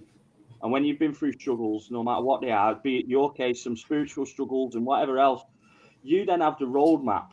You have the roadmap for other people to get out of that mess. You can say to people, and that's when I deal with people who are suffering with significant trauma, especially trauma that I don't understand. So certainly the LGBTQ community, and I'll say to somebody, supposing you were ready to tell somebody that you were ready to come out, what would you do to come out to somebody like you are now? I'd do anything. I said, so be that person, because you have the road to help a young 16, 17-year-old, whoever you are. You have that right in your hands right now. So use it, use it. Every tool you need, use it. I'd say for me, it was the Bible. For me, it was Christian faith that got me out of my trapped mindset, that opened me up, that opened my mind. That's what the key thing is, isn't it? To having your mind open. The thing that we all battle against, the three of us, we battle against closed-minded people who weaponize faith and use it as tribalism. That's not how it should be. We should be moving to unity. Even scientists tell us about the universe and subatomic particles and the way they interact. If the universe can interact that way, and the universe is built that way, built being a, whatever you use, whatever word you want. But even if those clues come from science, and we are built in the image of God, and God is all around us, then that, to use the phrases that the evangelicals would use, then that's what your God is telling you, because the clues are written out in cosmology. They're written out in quantum mechanics. Everything will find a way to coexist. Photons shot across the galaxy, particles that are separated, shot across the galaxy, will eventually come back together to form the particle that they came from. Absolutely mind-blowingly, staggeringly nuts. But that's the way the universe is. And I think we should get a lot of our hints from science when we try to grow spiritually, because that's the very fabric of what we are made up of. We are made up of stardust and subatomic particles. The universe is literally in us. Yeah. So it's pretty crazy. Yeah. Yeah, and this is all the universe. I mean, like, the universe doesn't end somewhere and we begin, So like, that's crazy.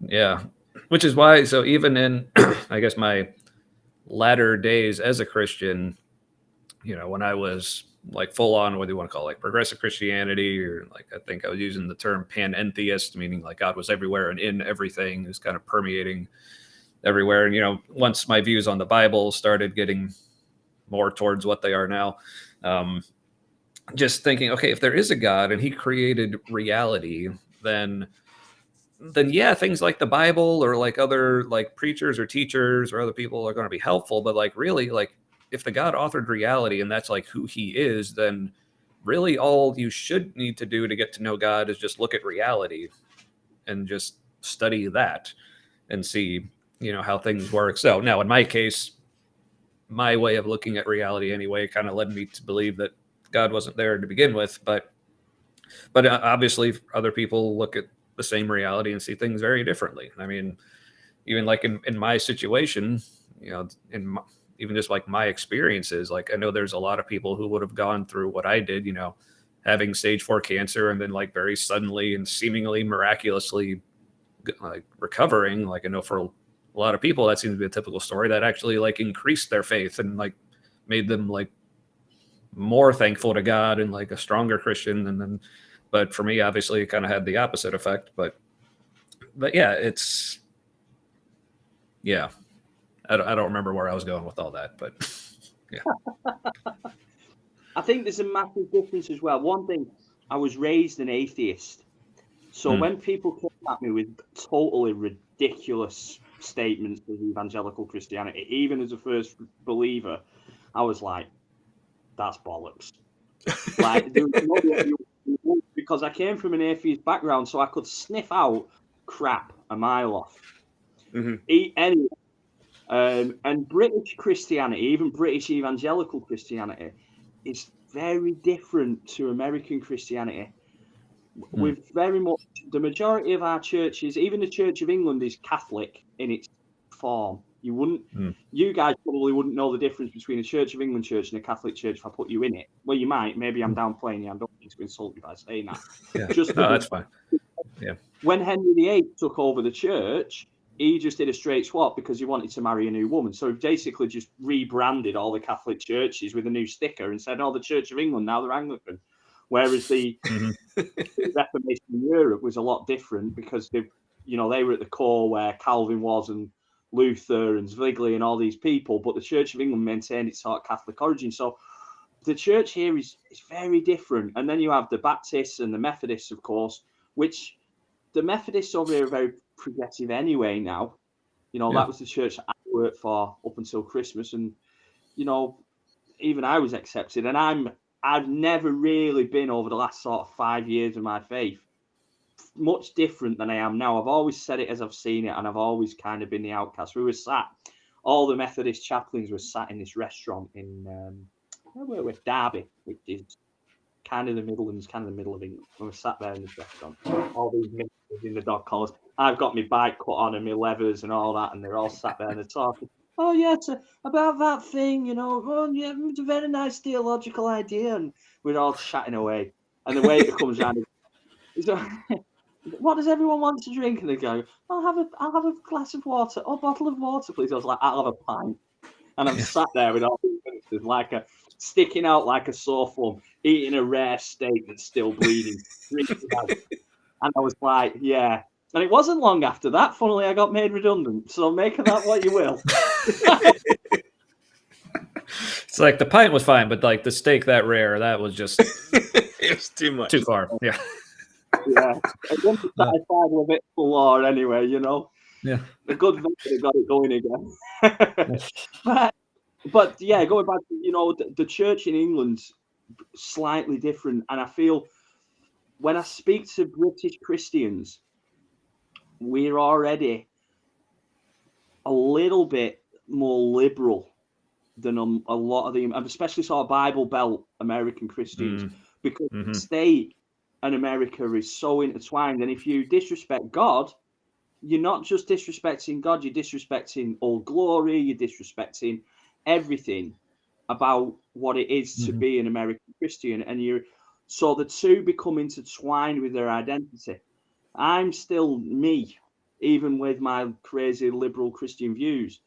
Even though the Church of England is supposed to be intertwined with the state, the King of England is the principle of the church in England, but they're not part of their identity. So I feel when you attack Christianity in the States, you're attacking somebody's very identity, and that becomes really, really, really hard because you're not attacking. Why did so many people die in the Old Testament? All of a sudden, you're saying, what does it mean to be American? It's the same thing with gun law. It's not a case of should you have an AK-47 or not. It becomes, this is written into the Constitution. What it means to be American, what it means for me to be me, is to have a Bible and to have a gun and to fly the American flag. And if you're taking that from me, it's nothing to do with any of those things. It's to do with you attacking me and what I've grown up with culturally. And I feel like a lot of the questions that people ask me when I speak to Americans about my faith are more about how I identify my faith with who I am, rather than what I actually believe. Yeah. Oh, for sure. It definitely is. Even the mega church that Tommy and I went to, like that was the last church we went to. They weren't progressive exactly. They were still at their core. They were still fundamentalist Christianity, but it wasn't Christian nationalism. Like that wasn't taught. But there was still a focus on identifying with your belief, and like the belief and the shared belief is what connects you to other members of the congregation. And so there was kind of this built-in thing where like even at that mega church, dissent was only tolerated. It was more tolerated than at other churches, I would say, but still ultimately not tolerated. Like there was a limit to the level of difference you could have between you and other people in your beliefs. And once you reached that threshold, now you were unrecognizable to them. And like that happened when I was, and I still might try to be in that prayer group thing. I don't know. We'll see. Really, like when I tried to get involved in that spiritual warfare thing again, where like, I had a different perspective on what was happening, but I still recognized that it was useful for some people. The thing that got me kicked out of the group or not allowed to participate anymore was that I didn't agree that LGBTQ people were inherently sinful. And I gave reasons, like, one, I don't agree with that, but like even if you want to like pull it out of the Bible, I'm like, the Bible's unclear. And so for us, at best, it's unclear. And so like I said I don't want to hurt people. And like I've seen that opinion hurt people, and like I've heard them tell me that it hurts them, and like I don't want to hurt people. And so why would we do this thing that we know hurts people, at least some of the time? Probably all the time, that's probably easier to prove, but like at least some of the time, like why would we do that thing that's based on something that's unclear, that hurts people at least some of the time? And I wasn't allowed to participate because having a unified opinion somehow kept us all safe from evil things. And it's like it's like saying God won't, like he's like, are they saying God won't protect us unless we all agree? Like then it sounds like the power is with us, agreeing with each other and not so much with God. So yeah, even when like small groups like that develop to a certain point in America within like fundamentalist Christianity or something adjacent to that, there's just something that always kicks in where the group cohesion becomes extremely important very early on. And it becomes a threat if anybody thinks differently. There's two elements to that. One, Christianity was built on tribalism, wasn't it? Like, let's go back to the Old Testament story. I've got a big group of people, you want to join my group. I've got a bigger group of people, you want to join my group. Unity in those numbers was why those stories survived, because there is a lot of conflicts. And the reason those conflicts are told, they're always told from man. He was making a good point.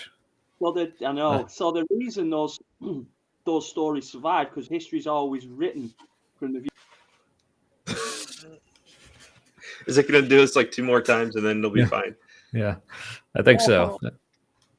So the reason those things survived was because I'm waiting for it to do it again. Was because the winners of those battles were the ones who wrote the stories, and so we had to have a unified group of people to win those battles. But then you look at the progression, you know, we've got 12 disciples, 12 different voices. You've got the Council of Nicaea. You've got all through the, you know, the discussions between James the Just and Paul, like people disagreed all the time on the best way to move forward with spirituality. So to choke off that by not allowing people to have an individual voice is choking off progression. Choking off? Am I allowed to say choking off? Go for it, yeah. We were choking it off right there at the Bible meeting, and it was a terrible thing. The pages started sticking together. It was a terrible thing. Honestly, I'm just trying to compete with Derek Day for profanity. That's all it is. Well, good luck with that. But you fuck Paul. Fuck Paul too. Yeah, there you go. Yeah, he had his problems. Yeah. So fuck him with that glass dildo of theology. There you go. Oh my gosh, I've never heard anything like that in my life. Yeah. So, if anyone wants to know what the hell we're talking about, go back and watch our episode with Derek Day a couple months ago. Honestly, Fan-freaking-tastic. Derek's a great guy, isn't he? Like that guy is the only problem I have with Derek, and I've said it to him, and I think that's why he unfriended me on Facebook. I said, if you pull out the rug of hope for people, if you pull out the rug of faith without giving people of equal value to stand on, you're going to hurt people. And he was like, yeah, but it's all bullshit. And I was like, okay, but getting rid of something that people need without putting something significant in place to support them is dangerous. Whether it's true or not is irrelevant. If I go downstairs Christmas morning and be like, the kids, the Santa's not real, we tricked you, that's going to hurt them. So you have to wait for them to be mature enough to accept that truth. And I think sometimes Derek comes out, and that's not a slight, as I say, I've said it to his face anyway, but I feel like that's what we need to be careful as people who are progressive, who consider ourselves progressive, and see the damage, especially when you say talk about the LGBTQ conversation. We have to be careful sometimes about how we approach it, because it's such a big part of people's lives. We can cause catastrophic collateral damage. Yeah, because that's something that I think a lot of times about, and not just because people ask me, like, why are you so vocal about this? Why are you attacking all these ideas? Again, going back to, you know, you and Matt were talking about, because a lot of them feels like, and I've had people tell me, it feels like you're attacking me when you attack these like ideas. And I'm like, first of all, I don't know why you'd want to be associated with some of these ideas, but that's beside the point. But so I often think about that myself. Like, why do I do this? Why am I so vocal? I mean, part of it is just, okay, this is my story. I just want to be honest about where I'm at. I want people to know where I'm at. But for me, because that's something I, am conscious of, is like, because I don't want to do like what you're saying, is like just people who like need this, and like without their faith or their beliefs, however wrong I might think they are, if they don't have those, they are in a lot of trouble without holding on to those. So I'm like, so I don't necessarily want to take that from them, but I've just been seeing and have heard from so many people who it feels like they really don't need that anymore, but they just don't see a way out. That's kind of like, and this is what I've said to other people who like told me, is like, look, I see where you're coming from. I get what you're saying about how a lot of this is bullshit, but I feel like I just can't let go of this part. But I guess maybe go back to, the Christian language, where I really feel my heart is at, my calling, where my heart is for people, is like for the people who I think, at least in my perspective, is like, no, you are ready to let go of this. And if you want a way out, not that I'm like some big guru or something, I'll just share, like, this is kind of where I'm at. This is why I'm out. So I think because like the people who tell me like all this hard things I've gone through in my life, it's like I said, sometimes I feel like I don't believe, sometimes I do, but I feel like I can't let go of this belief in God, because I feel like I can't make it through all this stuff without him. But what I tell them is like, well, look, if there really is no God, then you have made it through this stuff without him. Like, it has been something that's either within you or within the people who are around you. Because people talk about, with my story, like how they don't know how I made it through all that. And like, I'll tell you exactly how I made it through all that. It was because all the other people in my life, my friends and family who were supportive and like helped me bring it through it. And obviously, my doctors and nurses and all the medicine and all that. But yeah, but mentally and emotionally, like just it's been the people in my life. So and so yeah, for me that was been, like I said, it was helpful for me to realize like, oh, at least from my perspective, I did make it through all that without God, but that's because I had all this like this wonderful support system in my life already. Now I understand, like we said, a lot of people don't have that. So I don't want to, like you said, I don't want to pull away from them the one thing they do have. But so what I hope people like hear from me and like my perspective is when I'm saying all this stuff, it's like if people like think what I'm saying is just a bunch of bullshit and they don't want to like get rid of their faith and because me, like, okay, fine. Well, like I'm talking more to the people who are like, Yeah. okay, I want out, but I don't know how. Like I don't know how I can let go of this stuff. I'm like saying like not saying I have all the answers, but I at least have some answers for how things work with me. So that's kind of, I guess, how I view it. Yeah. People know who you are. People who come onto your stream, who speak to you, if they don't know who you are and they accidentally fall on it, pretty quickly they're going to realise who you are. You know?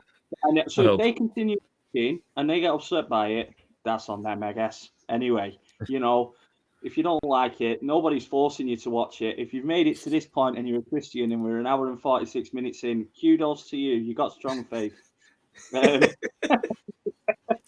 Yeah, but it's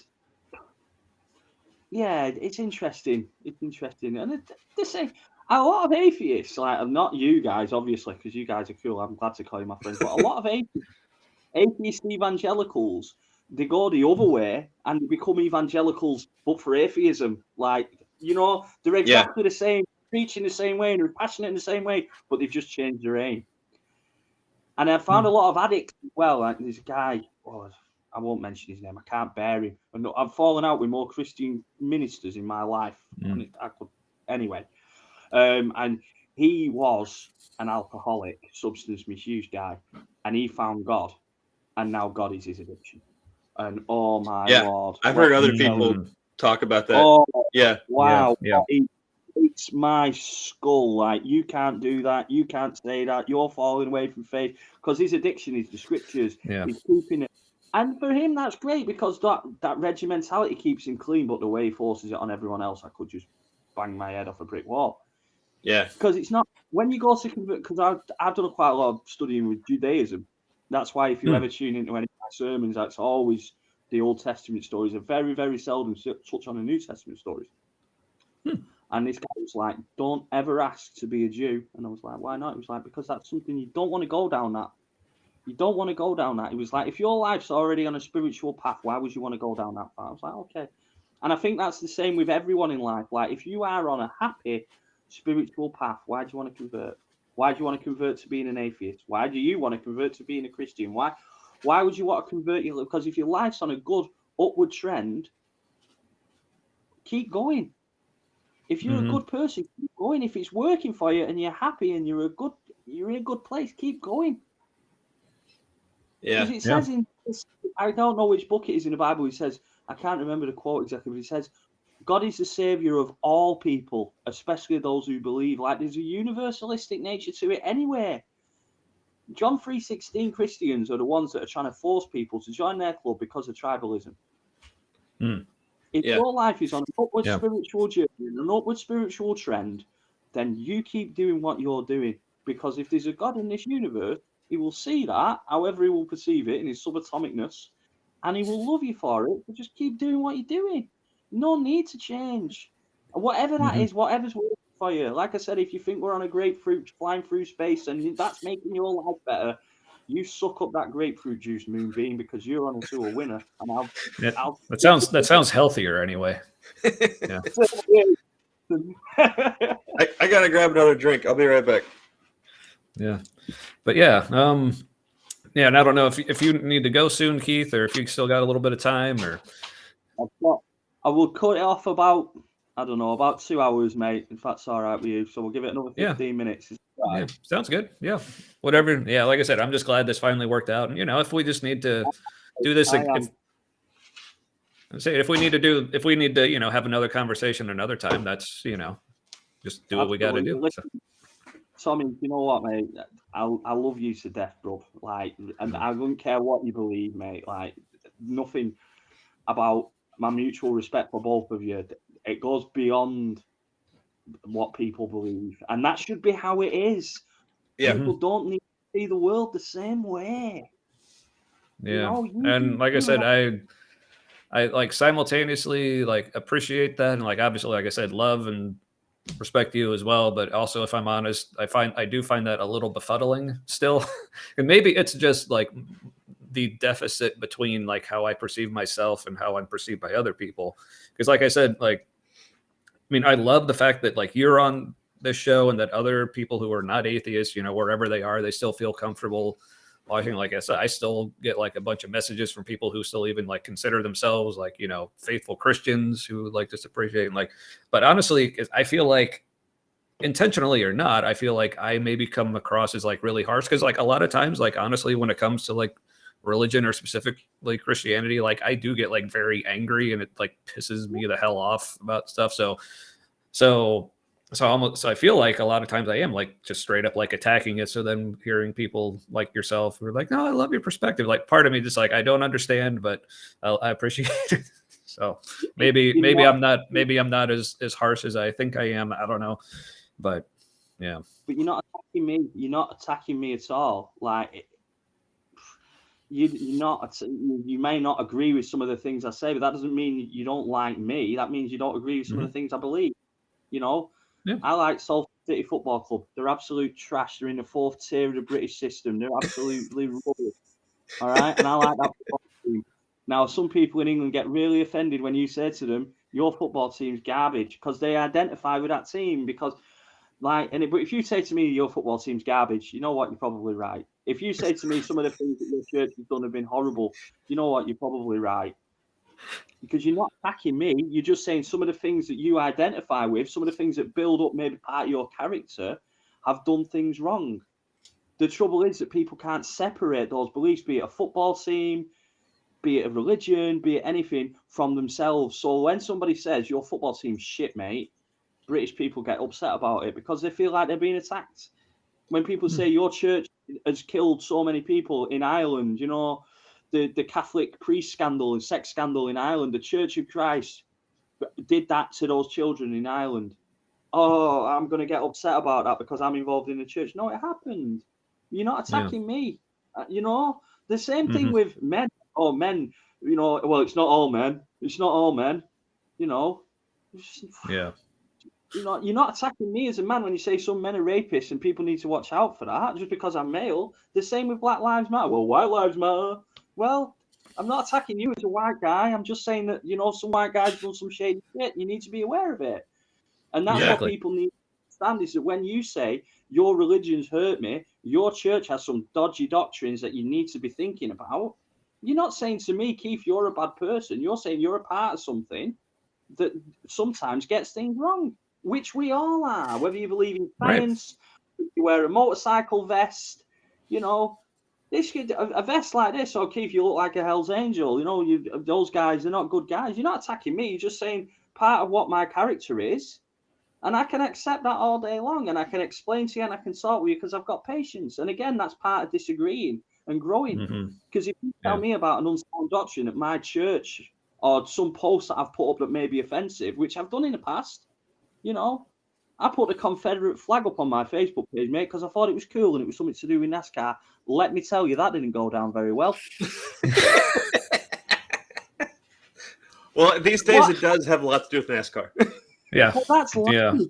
You know, life is saying really stupid shit and then learning from it and saying some other stupid shit the next time and learning from that. Yeah. And unless we're willing, especially as people in the church, to take responsibility for the fact that some of the things we've done have been horrible to many people, and we've ostracized certain parts of society, and we continue to do so. That's one of the reasons the church is in decline. Until we're ready to accept that and have these types of conversations where people will be honest and open about the things they believe, about the things, and not churn out some pre-written bullshit theory of penal substitution that nobody gets, bloody zombie Jesus coming back in the book of Revelation, until we're prepared to have those real legitimate conversations about what it actually means to be Christian and hold Christian values, we're going to get nowhere, and we're going to continue to alien ourselves until the church is truly dead. And it will happen, because that's the reason I was made redundant, that and the bloody stake, was because there's no space now for chaplains to work out in the community because the community aren't interested. As soon as I say, mate, I'm a chaplain, you watch that room go dead. I went into cancer research, of all places, the other week to support somebody who was mental. And I went in and I said, I'm Keith. And the girl went, oh, you're from that place? I said, yes. She was like, what do you do? I said, I work in mental health. She went, oh, thank God for that. We thought you might work for the church. I said, well, about what? You know, people are seen like that. We're not seen as helpers. We're not seen as people who do. We're seen as interfering old bastards who don't know what's going on, who have no grasp on reality. And that's something we need to change. And the only way we're going to do that is by having realistic conversations with people, honest conversations. People don't want to see a church front. You know, as much as you might not agree with some of the things I say, you know that everything I say is sincere. A bit like Rob Bell, I suppose. You know, love me, hate me, I don't care. I know you guys don't hate me, but anyone out there, like, love me, hate me, call me a heretic, whatever. But everything I say is sincere and true. And even if you do hate me, in the shit, if you pop up on my Facebook and say, Keith, I want this help, I'm going to help you. It doesn't matter. I help people because of who I am, not because of who they are. And that doesn't matter. That's beautiful. I like that. Yeah. The way it is, and it's the way it's got to be, because the world's a mess. But the church is just crumbling, honestly. And if people are in denial about that, that's another reason it'll crumble. And the fact that a lot of people are up to this thing about, oh, well, Jesus is going to come back. We were told that, you know, the church would think, and people would fall away. And this is just a trimming back process. It's not. It really isn't. It's really, really happening. And if you, if you are a Christian who's made it to this point in the video and you think that, then I'm afraid you're part of the problem, and you're part of the reason the church is in decline. You need to start examining. I went for an interview for a church position, and they interviewed me, and I gave my answers, and I said what I thought about why the church is in decline, and I got the letter back a week later that, you know, we've decided that unfortunately on this occasion you've been unsuccessful because we feel as a board you're too intimidating. Because a bit like you, Tommy, like when I see bullshit, when I see things that are upsetting, I call it out, and I get upset by the same things you two do. You know, but you know what? You're intimidating to the church, but I wouldn't say you're intimidating to people outside the church at all. So no, who's the church trying to reach? Yeah, that sounds like they're just trying to protect themselves. the church is trying to reach the church. When we used to go out door knocking, you might have gone through this experience, and we'd go out in like 2 by 2 because you have to go out in twos. Noah's Ark and all that. You don't go out on your own. You don't. Bad things might happen if you go on your own. So you have to go in twos. And you knock on the door. Hi, my name's Keith. Listen, I just got something to say. Have you heard about our Lord and Savior Jesus Christ? And before you know it, you're being chased down the lawn by a Japanese Akita and a fucking German Shepherd, like running for your life. Someone's trying to shoot you. Like, you know, it's the worst experience. And then you go back to church, and everybody gathers around. One person's got half a leg. Somebody else's like shirt's all torn up. Somebody doesn't even come back. They've been buried somewhere. And you sit there and you talk about what's going on. And you go, oh, it was terrible. Well, what happened? Well, this happened, and this guy rejected me, and this other guy wouldn't answer the door, and somebody said I was crazy. And that's what they want. Because in that instance, they build up together. They build a togetherness. Yep. The worse that experience is when they go out into the community, the better they feel about it when they come back, because that's Satan. And we're not like that. We're good. Yeah, well, wait until a bloody Muslim knocks on your door with a string round their head and they're trying to give you a copy of the Quran, and see how tolerant you are of them. You know, you're coming into somebody's personal space to talk about something they don't really want to talk about, and then you get a bad reaction. But that builds the church when they go back, because they like to have that kind of, like you say, it's tribalism. Well, we're the good guys and we're fighting a good fight, and we've been rejected by the world, just like Jesus was. Come on. Mhm. Wow. Come on. Right, right. Well, I hear Jesus was like a convicted felon too. Just like a certain. Anyway, before I don't want Yeah, to but Jesus get onto didn't. Yeah, crimes are a little different. the. Like Have you Jesus heard didn't about lie on forms 34 times. You know. Yeah, about nailing somebody. Yeah. Yeah. So Have you heard about the British Prime Minister? What he said? Because we're coming up to an election here, and he's only trying to like the relate bits that I've seen you posting about it. I'm unfortunately Yeah, I not don't as think I'm familiar. aware of this. Yeah. the guy's like a multi billionaire. He's Yeah. a fancy that leader of a country that has a lot of money and he's out of Go touch with the figure. people. Yeah. I know. And so But they really, asked him. anyone can do it. Yeah. They asked him on TV. They said, "Tell us about a time when you had to go without as a child." And he went, "Well, we had to go without a lot of things." He said, "Well, like what?" He said, "Well, cable TV, for instance." So the yardstick for poverty in England is apparently our ability to subscribe to cable TV. Who knew? I still don't have cable. So. Yeah. Well, you could be the British Prime Minister then, mate. Welcome to the house. All right. Well, I appreciate that. But yeah, but speaking of appreciating, like again, appreciate you having you on. I know you got to go here soon. Apparently, a certain young lady wants some ice cream or something, but don't want to hold her up. But yeah, but just real quick, just going back to like my whole like how I feel like I'm perceived by other people, and like I said, maybe just the whole. Maybe that just has to do with more how I need to grow and how I view like disagreement, like and how I feel like when people tell me they disagree. So maybe that's a little projection on my part. So which is why like I so much appreciate people like you, who've like come into my life and been able to still like develop a friendship and like have good conversation with. Because obviously it was great having people, like Matt, as I was going through all that stuff, as that we were like a lot more like in step with each other on like how we were thinking. So like I was obviously hugely helpful for me to have someone I could relate to and like talk through things with that we were on the same page with. But yeah, but since coming out of that, it's been also great being able to have mature, respectful, friendly, conversations with people like yourself. And like I said, definitely looking forward to that continuing, and hope to have you on again sometime. More people like you. If anyone's watching this, is like, oh, these guys look like they're still fun to talk to, even though I disagree. Yeah, please, or whether it's actually on the show or just in the comments when you're watching this later,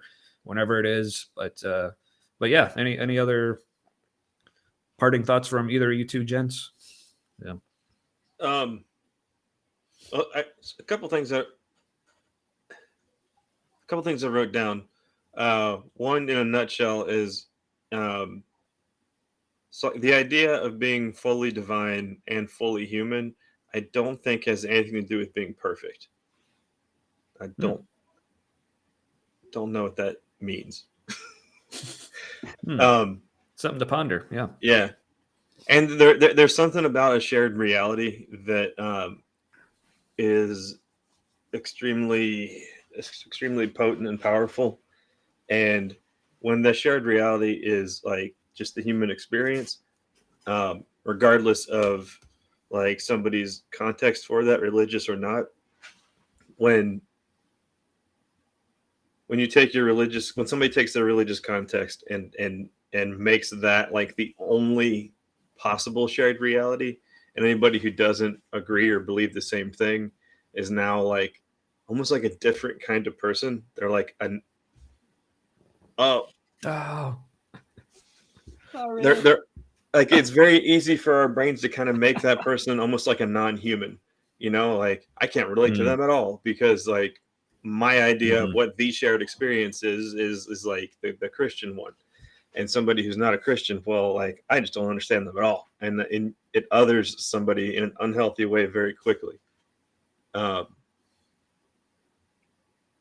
and that's part of. I mean, I did a service called "Embracing a Non-Binary Worldview," and that's one of the things that I really touched on with it. We should be evolving to a point now where we look beyond, and I don't mean this in a gender term. We look beyond things being either one or the other, for or against, black or white. That life's shades of grey, and us three sat here are absolute prime examples of that, because none of us sit at the same point. None of us are on exactly the same page or wavelength. We all have our own experience, but we have parts of that are shared human experiences. Yeah. I think the key to building a more tolerant world, and where I grew up was a big Muslim area. Well, one of the places I lived was a big Muslim area. I grew up in a very white area, actually. But, and that was when I was first becoming an evangelical. And we would talk with these Muslims about Jesus. And they would say, right, you believe in Allah, we believe in. Well, actually, Muslims do believe in Jesus. They believe in Isa al-Islam, peace be upon him, same person. Mm-hmm. They believe in God, they believe in Moses, they believe in Adam and Eve, they believe in everything, more or less, that Christians believe in. So why are we fighting about the thing that we don't share? Why are we fighting about that bit of perspective? Because us three, mate, we could sit here all night and argue about the things we don't see the same way. I'm sure there's things that I've said today that you think, not really sure about that, but you've kind of flipped on from that and you've gone, let's talk about the thing we share, the humanity we share, the experience we share, even if we see it slightly differently. And that's the key to building a wonderful, balanced society, is discussing with people the shared perspective, not the differences. Learn from the differences, recognize the differences, but experience the shared humanity. Beautiful. And not just because you worked in the name of the podcast into that, but yeah, that was. I appreciate that, by the way. But yeah, man, like I said, this, like, I feel like we could go on for hours and hours and hours. So, like I said, definitely have to have you back on sometime. In the meantime, always, like I said, appreciate just a little back and forth conversations we do have. So yeah, right back at you. So yeah, so I guess it may have been your daughter trying to kick you off. Like, she's like, oh, watch another stream something else. Maybe that'll send, or maybe that was. Stairs on her own, and mum is with her. She's not like just fending for herself. That's like, she seems good. Like, she can probably take care of herself. Anyway, but yeah. So, like I said, thank you so much, Keith. Yes. For coming on. This was awesome. Glad this worked out. Again, sorry everyone for the little technical difficulties, but we powered through. That was clearly the enemy trying to keep this from happening, but we soldiered on. Thank atheismo, I guess. All right. Right. Well, any other parting words? Otherwise, Matt, you can take us out. And yeah, I'll go ahead and take us out. May your things and stuff be forever with your people. All right. Thanks, folks. We'll be back again next week. I think so. Yeah.